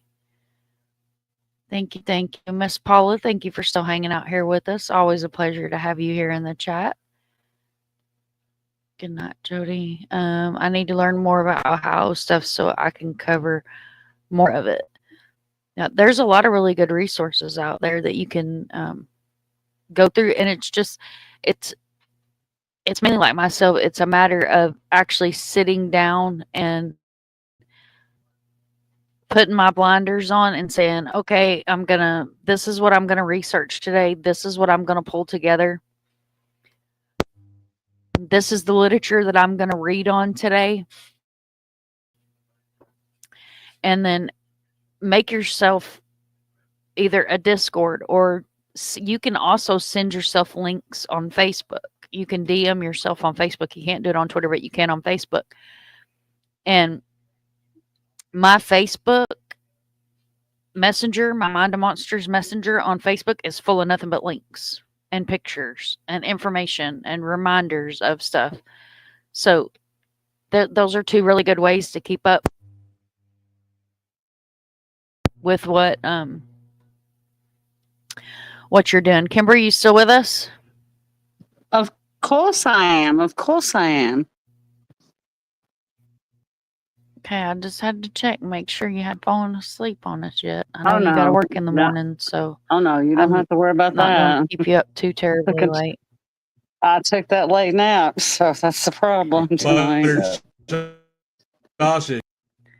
don't want you to stay up too late. No, I Here, took y'all. that late nap. It's I not. have to There's highlight no that you- sleep. There's no sleep for the wicked. Look here. I love this. I absolutely love it. Let's talk about your cable ace award. Let's in talk about buttered 1987. sausage. Talk about buttered sausage, where it comes from, what it does, why is it doing what it's doing. Get it out of my face. What about buttered sausage? That's not your jam. It's not your thing. You don't like it? It's not my jam. I don't buy jam. I buy honey, and I kiss it on the lips. Her eyebrows are so on point. With doing that. They're so on point. I had to. I had to. Long day tomorrow. Will you be safe, Miss Jody? And thank you so much for coming in here tonight. Thank you, Arctic. Arctic says, I'm loving seeing you covering these cases. Thank you so much. I know it's kind of a modge podge of a bunch of different cases together, but you know, this is the best way that I can put them all out there in one spot. And that way they're all kind of in one live. I think it's okay to do it like that. Hopefully you guys enjoy them like that. And that way you reference back. And I'll be honest with you guys, if you hear a case or see a case, you could probably go to Arctic's channel and type in the top search content. And he's probably covered it. Because Arctic is on top of it. All the time. Doing the damn thing. Look at Doodle over here. Don't dox me, Doodle. Let's talk about buttered sausage. Buttered sausage. All right. So this is uncovered Kentucky cold cases. So you got Paducah. Imagine that shit. Right outside of Evansville, Frankfort. What's this one in Paducah? I want to know. Can you not touch it? I want to touch it.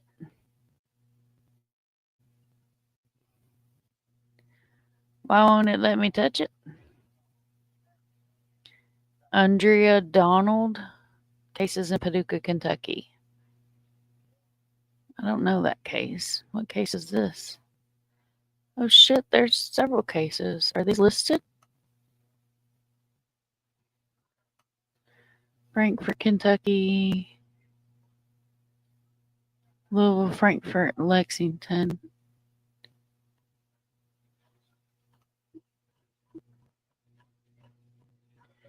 I didn't know you could touch the map. Andrea Donald. This one's... I've told you about just touching things, have I not? It won't let me touch it. I want to touch the thing. Don't eat I yourself use somewhere. Mapbox. I use Mapbox. Well, AB Long.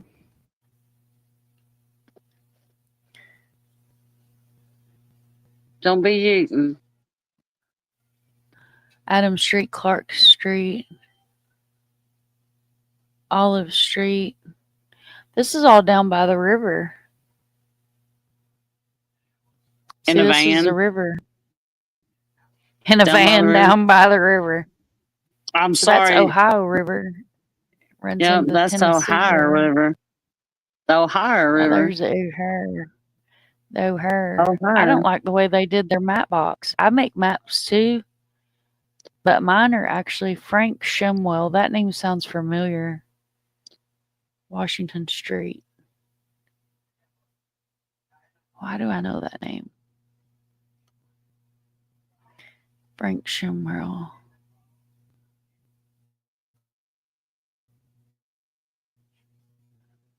Skilled. Oh, I know why I know this. Okay, moving on. Moving on. Moving right along. So we have Tommy Ballard murdered, Bardstown. Yeah, we're just gonna move right on along because I don't want to say something I probably shouldn't say on the live stream. Look here, I added that to the Nightbot. What a tangled web we weave when the hills are filled with trees, deceits, receipts, and dirty sheets. It's a lot easier to share them out. They're all from the same state. Thank you, Miss Barbara.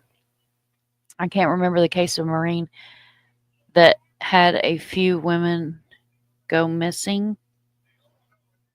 They suspected a sergeant. Oh wow! If you think of it, don't dox me.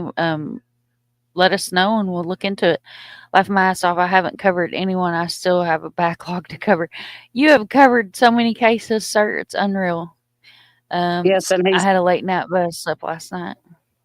And poor He Arctic does still sleep. has like a ton. But hopefully, Arctic, with us doing if we're going to do the weekends, that'll help you get some of your cold cases out. Yep. And not to sound disrespectful, I enjoy doing these colder cases because the new high, the new high profile, again, I hate that term, cases, they get all kinds of attention, and these older cases don't get attention. You know what I mean? You might hear something in one of these cases that like triggers a memory, or it's happened to me twice tonight. See, Tommy Ballard, murdered, Bardstown, Kentucky, November 19th, 2016. Father of missing woman is killed while hunting with his grandson. Well, we all know who Tommy Ballard is. Brooklyn Farthing is missing from Berea, Kentucky since June 22nd, 2023. Woman accepts a ride home, is never seen again. So this Berea, I used to weld at KI in Berea. I was a welder before I had my semi-wreck. Jason Ellis was murdered in Bardstown, Kentucky, May 25th, 2013. A police officer gunned down on the highway after his shift. Kentucky murders. The websites have various law enforcement agencies provide reports and data on the murders in Kentucky year by year. Year after year, Federal Bureau of Investigation publishes the Uniform Crime Report detailing the sorts of crimes committed, crime level, location of each crime that is committed in every state. In addition to the FBI archived reports, Project Cold Case has on their website sharing a number of homicides in the state of every year from 1980 to 2019, as well as a public database of almost 25,000 unsolved murders. According to Project Cold Case, there were roughly 12,242 murders in Kentucky alone between 1980 and 2019. About 9,220 of these murders have been resolved over the years, and sadly, there are still around 3,022 murders in Kentucky that remain unsolved to this day. A few examples of numerous unsolved murders in northern Kentucky include 1974 murder of Elvin Wilkerson, the 1978 murder of Raymond Scott McKenzie, the 1994 murder of Evelyn Fleck, the 1976 abduction and murder of Carol Sue Klaber, and the 2011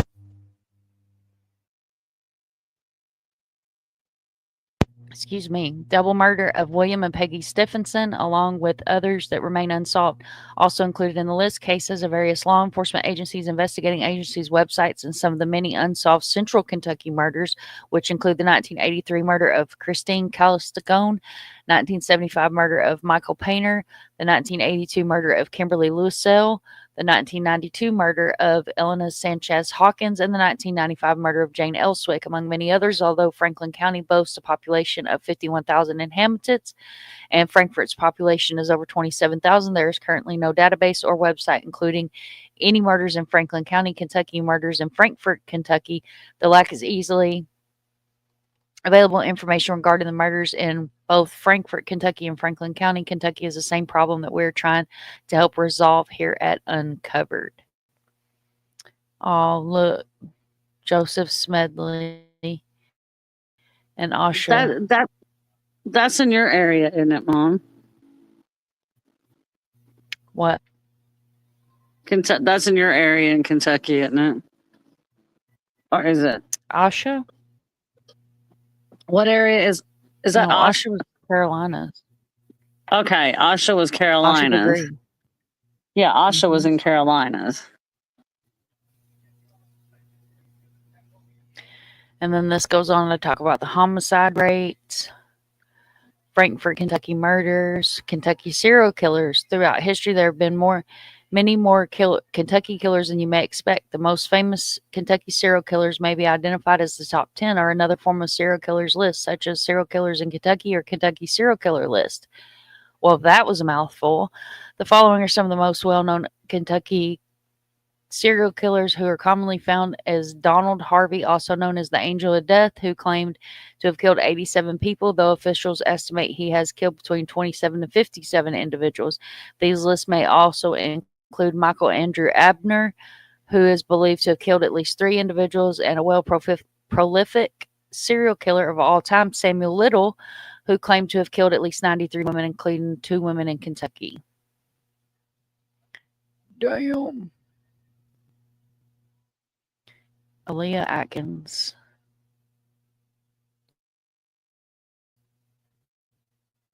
She's missing. Owensboro, Kentucky. Aaliyah Atkins was last seen 8/20/2020. She left on foot and was unknown where she was en route to. Data missing. Other. It's when they put other. It's stupid, but the babe mixed, so a lot of her stuff is other on it. I don't agree with that, but I'll leave it at that because that's a whole different lie. I'll get on a whole fucking rant about it. But I'm also going to include this link in the description as well. It has some really good information in it.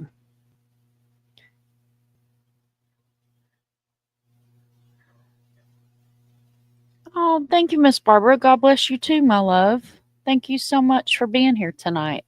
It means the world to have me here. Good Lord, it means the world to have you here tonight, ma'am. I'm honored to have you here.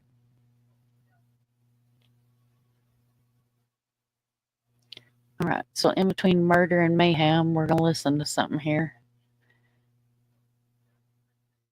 We was talking about country cooking, and this here made me think about country cooking.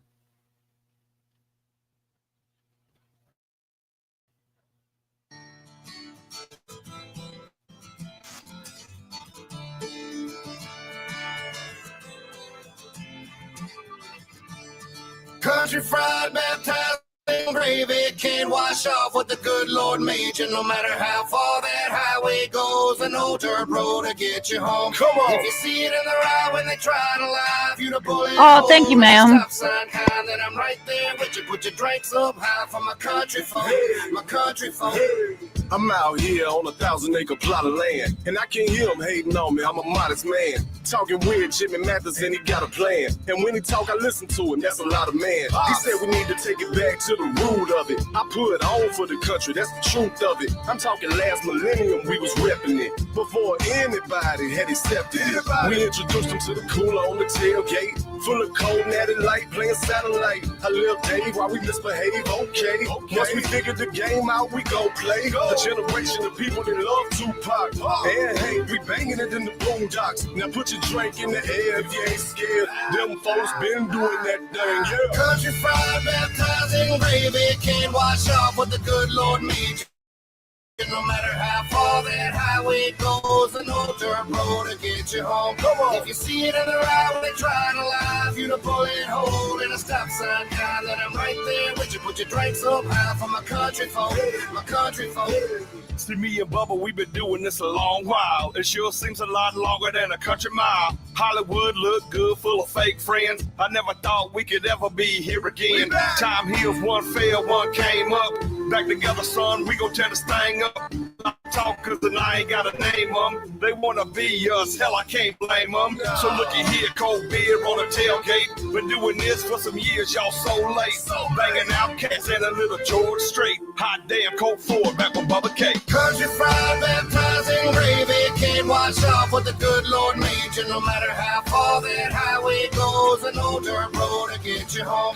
If you see it in the right when they try to lie, if you to pull it hole in a stop sign kind, then I'm right there with you. Put your drinks up high for my country folk. My country folk. Everything real funny till the money come. Now they want some, when they ain't wanted none. And that's just how the thing go when you get her done. We did it, son. Yeah, we did it, son. We was drinking Jim Beam by the handle. Me and Steven Hernan loading up ammo. Bumping good in my real tree camo. This white boy really think he Rambo. Cut the beat on, I bet his ass jam though.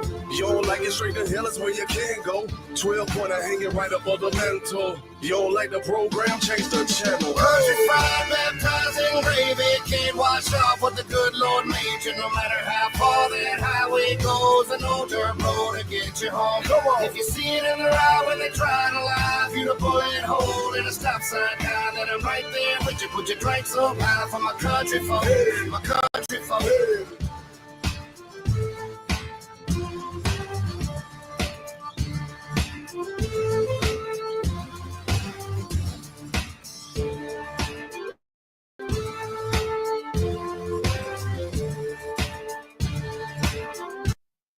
Baptized in gravy. You can't wash off what the good Lord gave you. It's called hiccup. That's called hiccup, Doodle. That's Bubba Sparxxx.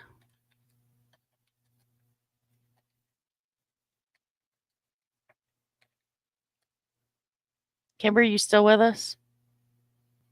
That was Bubba Sparxxx, not Cope Ford, but I love me some Cope Ford. There went Kimber. She done yeeted herself out the damn window again. Cope Ford does have some good jams. Cope Ford and, oh, hell, I've met him. What the hell's his name? Dirt Road Anthem.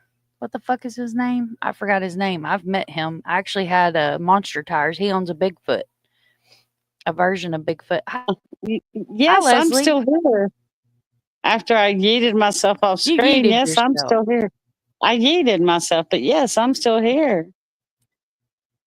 The Jaw Jaw Dirt Road, Boys. I figured out Jelly Road sings country now. Dirt Road Anthem. I I love can't Jelly think of Road. his name. Oh, Jelly Roll is Jason awesome. Aldean. Jason Aldean, Dirt Road Anthem. Colt Ford actually wrote Dirt Road Anthem for Jason Aldean. Fun fact. You guys will learn all kinds of useless information over here on the front porch. But I wanted to share that with y'all. I thought, just break up the monotony a little bit. And we all know that some of us are baptized in gravy. You can't wash off what the good Lord gave you. Jelly Roll keeps losing weight. He's going to have to change his name to Carrot Stick. Ronnie Millsap, that's where it's at. Oh, your daddy has a hair like Conway Twitty. You have siblings that you don't know about. Oh, my Lord, Doodle. Doodlebug. All right, so this is a Kentucky teen girl's disappearance 20 years ago, still a murder mystery. And this is WKRC, and I saw Local 12. Doodle, I thought this was y'all's news up there, Channel 12. I was wrong. The Jaw Jaw Boys, I don't know them. I don't know them. I will have to look them up. All right, here we go. The investigator who's been looking for Erica Frazier for 2 decades. The 17-year-old vanished from Brooksville, Kentucky. Now it's considered a murder mystery. Local 12's Deborah Dixon shows us why some believe the answers are still in that tiny town. Erica Frazier left home to go uptown, something teens in small towns do, but she never came home. Her car was found in a field. There were no signs of violence inside. Her family believes she's dead, but still. Sometimes the phone rang and something in my head says, that might be Erica. Said, Papa will come get me. I know it will happen, but it's always something I think about. The community won't rest where Erica's concerned until Erica's found.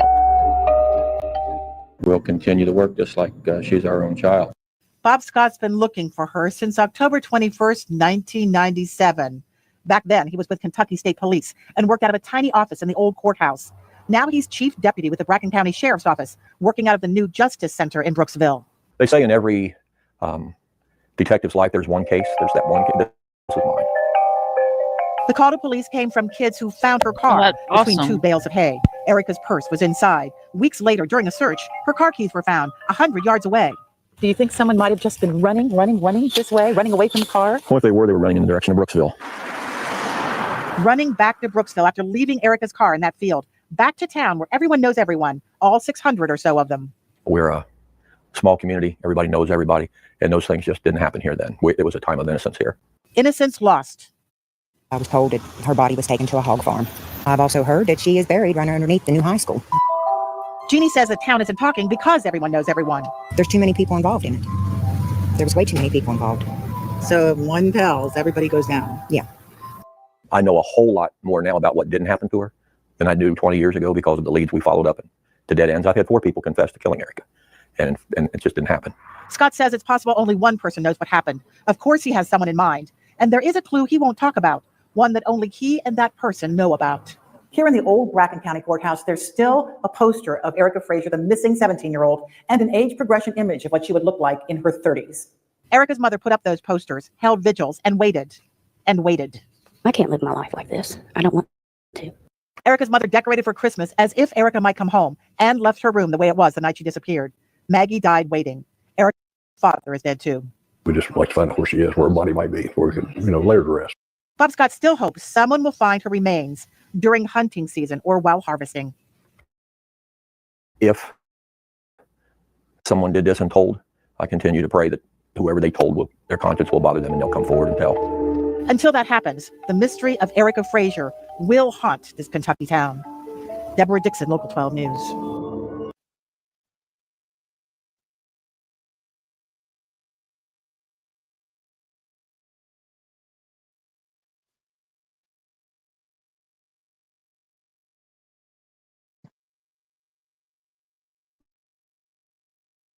I will also include that link in the description as well. And then I have another case that I want to share with you guys. This is a case that I covered when I very first my channel. I did a FOIA request. I have the CAD from the 911 calls. I worked with her sister and her mother. This is another story that is a whole ass hot mess. So this is Brandy Nicole Osborne, February 14th of 2020, Calvert City, Kentucky, age 36 years old. Description: white female, 5'3", 120 to 125 pounds, auburn red hair, straight past her shoulders, blue eyes, freckles, wearing a pink and gray hoodie, blue jeans, and rubber boots. Tattoos, multiple tattoos, including above her ankle and on her right leg, back of her neck, right wrist, rib cage. Circumstances reportedly last seen at the Tennessee River, entry from Calvert City, Kentucky to meet someone she knew. It is believed that she had been swept into the river. Her vehicle was found nearby. So I'll give you guys a short synopsis on her case. So she was in an abusive relationship. Her and her boyfriend had broken up. He had told her that he wanted to mend things and get back together. He was a towboater. She went to meet him on the towboat and mysteriously fell into the river. Now, her belongings were found in Illinois hanging from a tree, but she is still missing and her remains have never been located. So that's a case that is very, very close to my heart. And I have, like I said, I have a lot of information on that case. I own land in Kentucky, so it's different than, it's an open request case. It's not a FOIA. And I have a major fuck ton of information on her case. And I've actually covered it extensively. It would be way back in the beginning of the channel. Heartbreaking case. Just, I mean, there's a lot more details to that. It would actually need an entire live to go over everything that I have on her case. Yes. Yep. Her belongings were found in a black garbage bag hanging in a tree because it had flooded. And when it flooded, when the water receded and went back down, they found some of her stuff in a black garbage bag. But she was only going to spend a little bit of time with him just to talk to him. And he's a rather piece of shit, to put it lightly. All right, so this is ID crime feed for Kimber with her ID investigation self.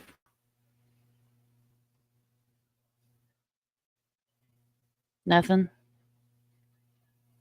You're not going to chime in? Why does she keep kicking herself off the damn panel? What the hell, Kimba? I hate my life right now. Do you need a seatbelt? Could you throw one this way? Hold on to the damn railing, woman. What if you did you grease it tonight or something? It was baptized in gravy. It was baptized in gravy. I was baptized in gravy. Okay, I'm here. This is my what is this one? This is ID Discovery Crime Feed. Oh. This is Kimber's jam, not like honey. She kisses ID honey with her lips. I buy honey and I kiss it on the lips. I watch ID and I kiss it on the lips. Oh, that's management. I don't know where management went. She might be dealing with the boy. I watched so much ID when they were growing up. They were addicted to that Fear Thy Neighbor. I love that show, Arctic. Fear Thy Neighbor is one of my favorite shows, and there's another one, Fear Thy. They've got another one out now. It's called Fear Thy Roommate.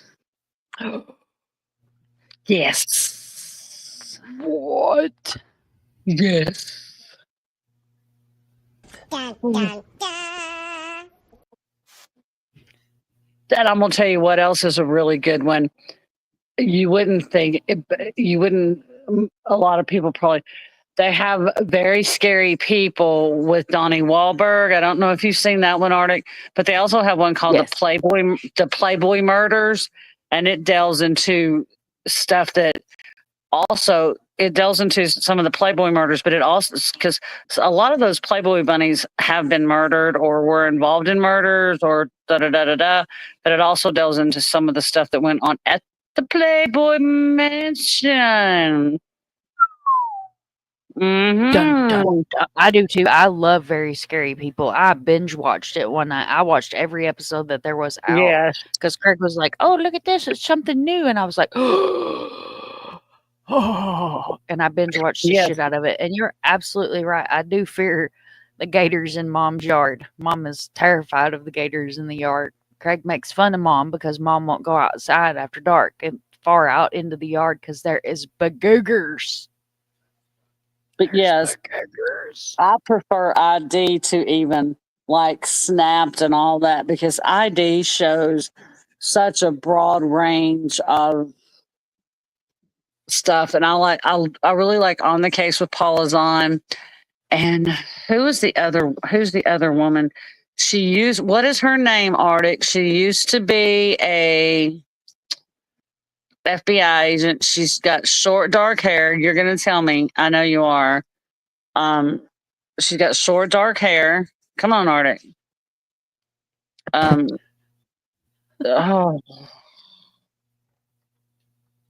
Candace. I'm horrible with names. I'm horrible with names too, but she used to be in the FBI. And she's on there. She's very good. I do like Married with Secrets. Not Cagney or Lacey. Doodle, I'm gonna need you to sit down over there. You're so funny. Cagney or Lacey. But no, it's just, and that's why a lot of times, just like when Mom was talking about one show that I was like, oh yes, because when she talks about some of these shows, I've seen them on ID. I'm like, I've seen this show. JC was talking about a show. Candace DeLong. Thank you. She's amazing, Arctic. But that's just like one night JC was talking about a show one night on her panel, and I went up on her panel with her. because I knew the case. The Evil Next Door, yeah, that's a good one. Or Evil Lives Here. Evil Lives Here is a very good one. But when JC was talking about the case, I knew the case. So I was able to go up and assist JC on her panel with the case. When she was talking about the case, I was able to go up and assist JC with it because I had seen it on Investigation Discovery. So it was a very, it's just a whole lot of information. You can learn a lot from my Investigation Discovery. Just saying. And it's on all night. That's what I like about it. If I wake up in the middle of the night, there's no there's commercials, but it's on all night. It's not like you wake up and it's changed. It's still Investigation Discovery. Okay, I'm done because I'll stop now because I love Investigation Discovery. Oh, Arctic, he is one of my favorite, and he has solved so many crimes in Colorado. He is amazing. Have you ever watched him, Mom Joe Kenda? I'd have to see his face. He's an older police officer. He's gray headed, but he's got like steel blue eyes. He's got the prettiest blue eyes you've ever seen. They're they're almost the color of the sky. But he was a Colorado detective, and he goes, "If you kill, I will find you." That's his motto. If you kill, I will do find know who you. you're talking about. Yes. Blue eyes get me in trouble. They get me cased up with kids. Girl, well, I don't think you'd want to. No, he's a little old. It'd Blonde probably hair be a and little. blue eyes. He's got really Blonde hair gray and blue hair and blue eyes. eyes. But he's amazing, and it's amazing to hear him talk about the cases that he's done and the cases that he's solved. My Min Pin has been so loving, and she's not a loving dog. I'm kind of worried about her. But he has a very high arrest record out in Colorado. She has been so loving. It's so odd. She's not a loving dog. She didn't give a shit about people. Yes, Phil has Arctic, sent us a video. Phil wants to know his grapes dehydrated raisins long time ago. I have a feeling they did. Phil wants to know if this little heathen belongs to any of us.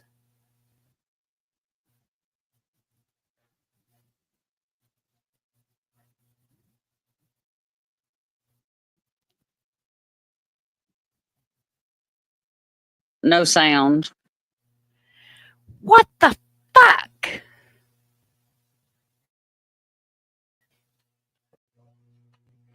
Hang on. Let me try it again. Since my computer hates me, I forgot to hit share audio.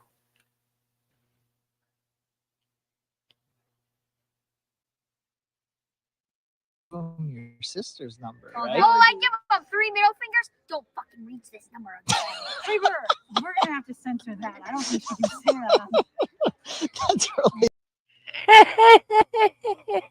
That is exactly how little sisters solve problems. I'm the younger sister, so I can tell you that is exactly how we solve problems.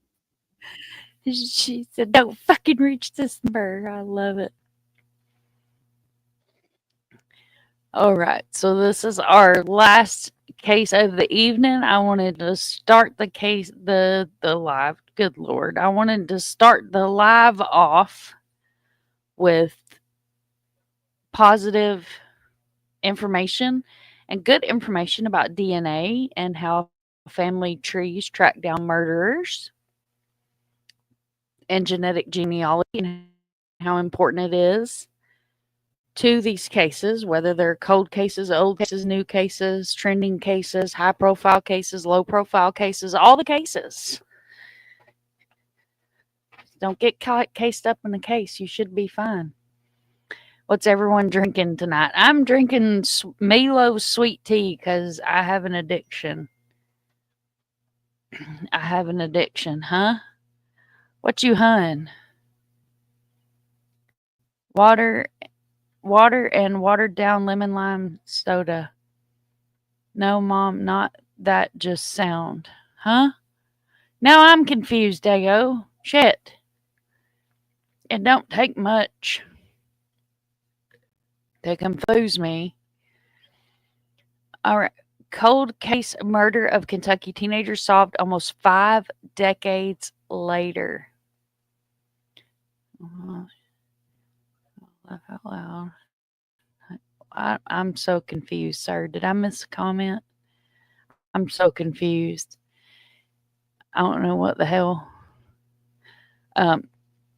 Cold case murder of Kentucky teenagers solved almost 5 decades later. 16-year-old Carol Sue Claver was found on the roadside ditch on June the 5th of 1976. Her murder went unsolved until March of 2023 when authorities announced they used genetic genealogy to find and identify her killer. Look how pretty she is. My goodness. Oh my goodness. I bet she had beautiful coal black hair.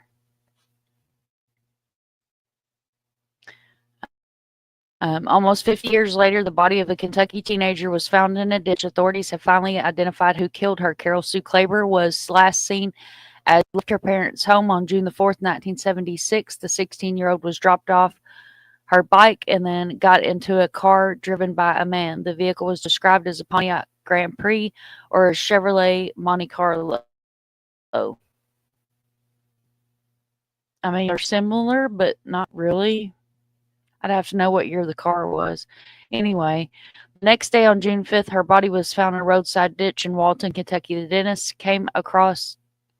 dentist who came across her body reported it to authorities. Kentucky State Police immediately started their murder investigation. It was soon determined that Claver had been sexually assaulted and then murdered. She died because of blunt force trauma. And there was also evidence of strangulation. Claver's murder unfortunately became a cold case over the years. However, March 8th, 2023, the Boone County Sheriff's Office, Lordy mercy, not Boone County of all damn counties, announced that they had finally determined who killed the young girl. About a week earlier, they had informed Claver's family that they identified Thomas W. Dunaway, then 19, as the killer. At the time the teenage girl was murdered, Dunaway lived in the same Park Hills neighborhood where Claver's parents lived. It took a lot of years and hard work to solve the murder. The Boone County Sheriff's Office Cold Case Unit was established in 2017. They took on Cabler's case murder investigation that year. Cold case detectives Coy Cox and Tim Adams soon realized that the suspect's DNA was collected from the crime scene, and the police had retrieved 2 fingerprints from the suspects. The investigation continued. Detective Cox and Adams developed 2 suspects. They were later ruled out with forensic testing. Thanks to forensic genetic genealogy, detectives were able to possibly identify the suspects in teen murders of Thomas W. Dunaway. He apparently did not change over the years, developing a violent, quite prolific criminal history. Before he died in 1990, he was 33 years old. Dunaway's DNA will be entered into the Combined DNA Index System, which is CODIS, for comparison in other crimes. Thomas Claver, the victim's brother, struggled with the fact that Dunaway was dead and therefore won't face formal charges. And that's what I said, is it irritates the living shit out of me when these monsters die or get killed. You know, I always joke around about jailhouse justice, but it's really not justice to the families because they want to see these trials go through. Thomas Claver, the victim's brother, struggled with the fact, therefore he won't face formal charges. I wish I had known in 1990. What do you say after all this time? Mr. Claver told the New York Times. I had some rather unchristian plans for him. I feel you. Oh, I feel you, brother. Unchristian plans. I like the way he put that. Instead, Mr. Claver said there was a grapple with justice means now he's comfortable by the fact that Dunaway, who exhumed for his DNA to solve the case rather than his sister, he said, there's a bit of justice. You're going to discover somebody's remains. Oh, dig him up. Carol Sue Claver is remembered as a teenager who loved music. According to the New York Times, she loved to play guitar, played the violin. CBS News reported that her family was found closure since the police solved her murder. DNA helped solve the 1984 cold case of Donna Mako, New Jersey. Donna Mako was brutally attacked and murdered in 1984, and after nearly 3 decades, her killer was positively identified. Look at that, another beautiful lady with the feathered hair. Loving it. I'm also going to include this as well. This is another one. After 37 years, the cold case murder of Florida nurse Teresa Lee Scalp is finally solved. Brandon Tina's legacy and the devastating hate crime took his life. After 21-year-old Brennan Tina reported being raped by 2 men, the rapist broke into the home he lived in and murdered him and 2 others. DNA found from under a victim's fingernails leads to arrest of a Las Vegas murder after 42 years. Zombie hunter sentenced to death for murdering 2 women in the 90s. This was Phoenix.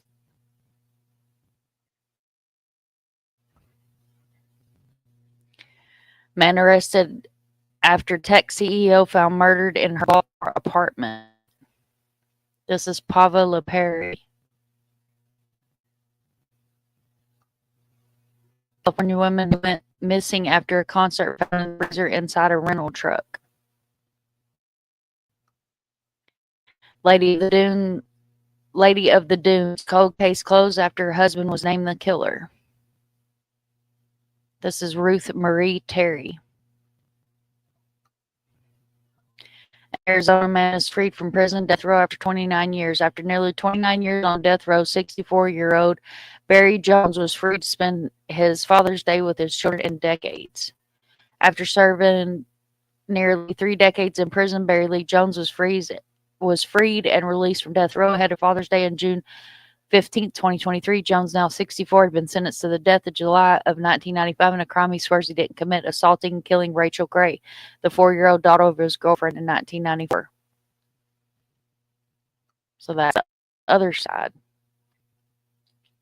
And I'm going to also include this investigation discovery link in the description as well for those of y'all that want to fully read those cases. I just wanted to highlight that DNA evidence is so important. It's so important. And my DNA is different than Kimber's DNA. So if your DNA can be tested and is found at a crime scene, I'm sorry, that's enough. Right now, I'm Yes, Coke ma'am. Zero beside ice and mainly drinking sparkling ice. Looks like a young Loretta Lynn. Wasn't she pretty, Ardit? That's great. Bittersweet for the family. Yep, absolutely. Don't leave your DNA at a crime scene. Sorry. Don't commit a crime to leave your DNA at a crime scene. How about that? Don't say you're sorry, Dago. I just didn't know what if I missed something. I've got real bad ADHD, so if I don't catch the comment or like if I don't see it when I say it, I probably have lost myself somewhere in the conversation.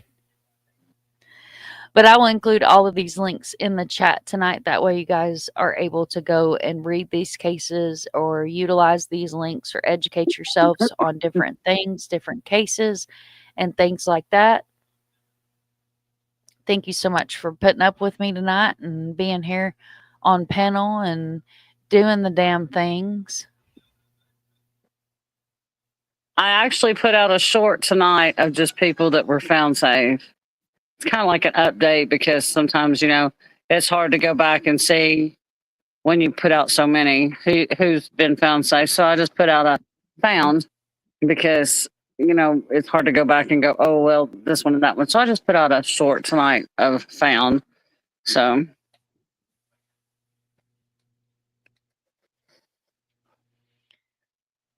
While we were up here doing the thing, that may have been one time when I yeeted myself off panel. that I didn't hit another button, so because I just went to TikTok, so but it kind of acts like a butt sometimes. So So Doxy said, don't forget to ask why you're digging the hole, right?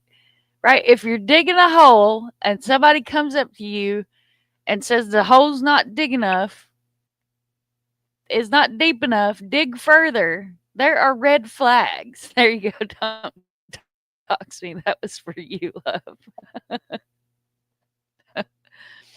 And here's Kimber's link. Guys, make sure you go sub up to Kimber and get all up in her shorts. yeah, get all up in my shorts, y'all. I have learned how to Y'all make get all up in shorts. your shorts. I have learned how to make shorts, and I just cannot stop making shorts now. Shorts are my thing now. They're my thing. They're just, I just cannot. Allegedly in my shorts, Doodle. No, digging the hole. Oh, allegedly digging a hole. Yes, allegedly digging a hole. I'm always allegedly digging a hole. I'm never digging a hole. It's just allegedly.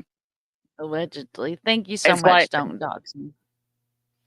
you have created a monster, Doodle. Ever since you told me that what I do is go to TikTok, create the video, download it, and then bring it over, girl.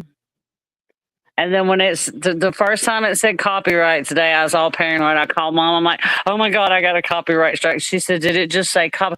I said, it said copyright. She goes, you didn't get a strike. You're okay. I'm like, oh God, thank I'll you. get a copyright for playing Bubba Sparxxx. Watch. It's probably already been copyrighted. I've probably already got a thing in my studio saying I got copyrighted. Doodle, you are so not innocent. Miss Barbara, I will be happy to show you how to make shorts.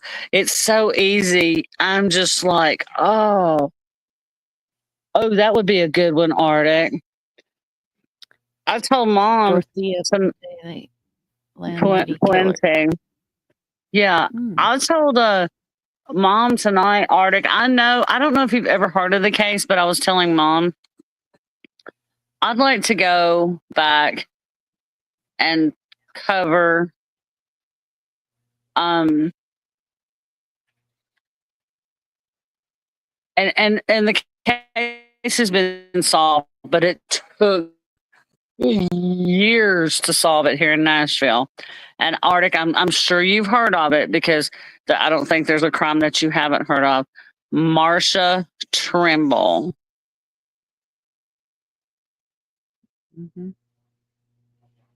I'm waiting for him to answer. I wish I'd get my sister-in-law to come up on panel. She is well versed in that case. I read this was a case. It happened back in like the 70s, and this was a case. And I'm gonna tell y'all, I was young, and I was probably 8 or 9 when this happened. And I mean, it had anybody in Middle Tennessee, all the parents on edge, especially the parents of young girls. She went out to sell Girl Scout cookies. And I mean, it took them years. It happened in the 70s, and it took them till the late 90s, early 2000s to solve the case. So I just wanted to touch on that case and to kind of cover it. Yeah, Arctic 1975. I was like 10. I was 8, 9, 10. I was 10. So I would love to go back and do that, Arctic. If you and Mom and Doodle would like to do that, I would love to go back and cover that to see to go back over it, because it was such a it was such a wild case, and it took them so long to solve that case, because she was found under a kiddie pool in a neighbor's garage, but the neighbor didn't do it. And the local rumors That's what I said. I wish I get my sister-in-law to come up on panel because the local rumors attached to that case. There was a lot of local rumors. So, yeah, there was a lot of local rumors around that case. And she was a beautiful young girl, but she had just gone out. It was Girl Scout time, and she had just merely gone out to sell Girl Scout cookies door to door. And I mean, it was a time when, you know, people thought it was safe to do those kind of things. And at that time, you didn't. Right. And at that time, you didn't think much about people going door to, you know, your kid going door to door to try to sell Girl Scout cookies. But there were a whole lot of suspects. A whole lot of DNA was taken. There was just a whole lot of stuff doing, a whole lot of stuff going. There was a whole lot of things at that time. A whole lot. Dirty minded. That's so strange because at the same way around 11 o'clock, we must be related. Oh, we are family. We are family. Yeah, they did. They blamed They did blame the 15. Mm-hmm. They did, but it wasn't a 15-year-old. Well, he was. I mean, he was young. The person that did it was young at the time, but not that young. And her parents. I don't think her parents ever. Actually, her mother may have lived long enough to find out who did it. I can't remember, but I'm going to do some research, pull some links, see what I can find out. I may make a Marsha Trimble folder in Mom's Discord. If that's okay, Mom. Do what? May make a Marshall Trimble folder in your Discord if we want to cover it. Yeah, or I've got one video links. You can put it in there too. Or there's a cold case one. Okay. Yeah, anywhere you want to stick it in there, and then just remind me of where. We'd have to stick it in video.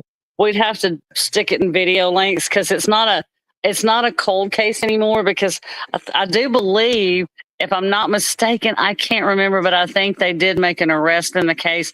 But I mean, it took like better 20 years or so to make an arrest in the case. It took 20 years or so to make. Firsthand. Yeah, I've done research on it too, but yeah, it took I've 20 heard years or so. firsthand from my in-laws, my ex-in-laws. But I think that would be a good Saturday case. If Ray wasn't dead, he'd come up and tell you all about it. Yep. And they were from and you know, people, you know, what we were talking about earlier today, affluent neighborhoods and things like that. They were from a pretty affluent neighborhood, you know, one that you trusted for your kid to go out in.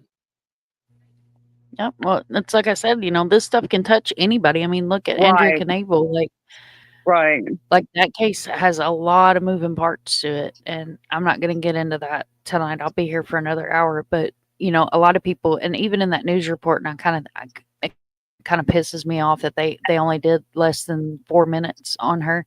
But you know, I think that it was really important that if they were, especially being the local news, like anyway, mainstream media, they're humans. They just piss me off. But I think it's really important to highlight the fact that she was an advocate for the missing. She worked with a very large group for missing people. Right.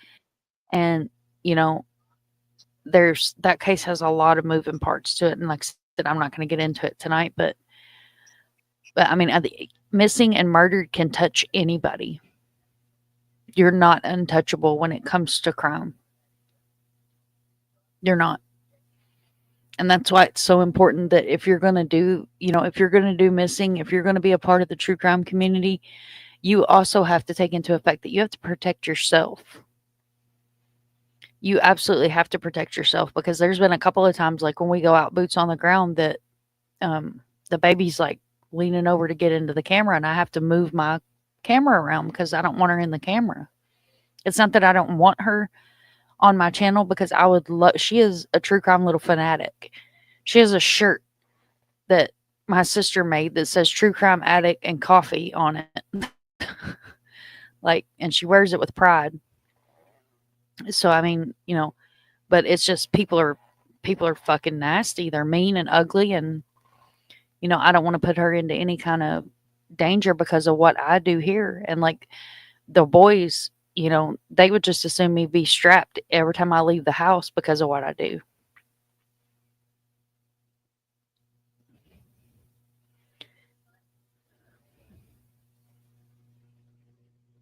Guys, I'm going to wrap it up for tonight. We've already hit midnight here on my side of the United States.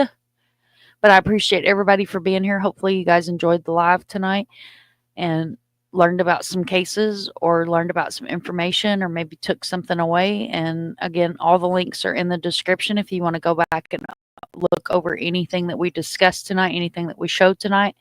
If you want to jam to Bubba Sparxxx and be baptized in gravy, that's in the description as well, so you can find that easily. Look here, Doodle says that's exactly why I don't show my face until after my kiddo is grown. I don't blame you a damn bit, Doodle. I don't blame you a bit. Jocelyn, oh man, I just got here. Have a great night, everyone. Well, Jocelyn, thank you so much for coming in. I'm so sorry that you were late getting here. You can always replay, crew. It was a really good live. We covered Kentucky cases tonight. We covered DNA, genetic genealogy, and how important it is to some of these older cases. And I discussed a case that's close to my heart that was a case that I covered at the beginning of my channel. We talked about all the things. But guys, thank you so much for being here tonight. Remember, if you see something, say something. It takes a village to raise a child. We never give up. Kimber? We never lose hope. Be good humans. Please always engage with empathy when you're dealing with a family member. And please remember that when you're talking about these family members and these victims, please, please, please always remember that these family members, they have loved ones that are missing, and they're hanging on to hope. And please just always engage with empathy. Most important thing. And I will catch you guys on the flip side.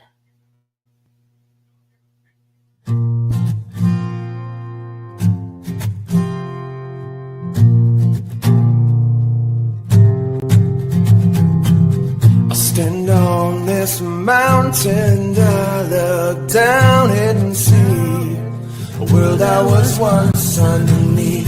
I stand on this mountain and I look down, my mind is more than it once knew. Then I knew, then I knew, then I knew, then I knew. Now you're here, you're here, you're here. Now everywhere with me. If this is lost, then there's no place I'd rather be than foundless sea. Foundless sea. I climb down this mountain and I look around just to see that everyone used to be me. I climb down this mountain and I look around, my mind embracing more than the truth, than the truth, than the truth, than the truth, than the truth. Now you're here, you're here. Now everywhere with me. If this is lost, then there's no place I'd rather be. Found me sing, found me sing.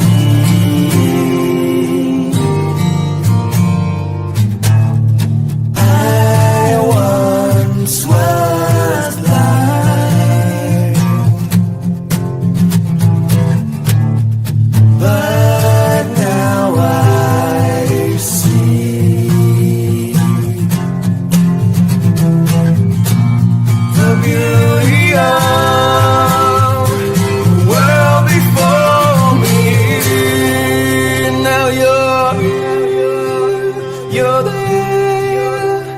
Now everywhere with me. If this is lost, then there's no place I'd rather be. Now you're now everywhere with me.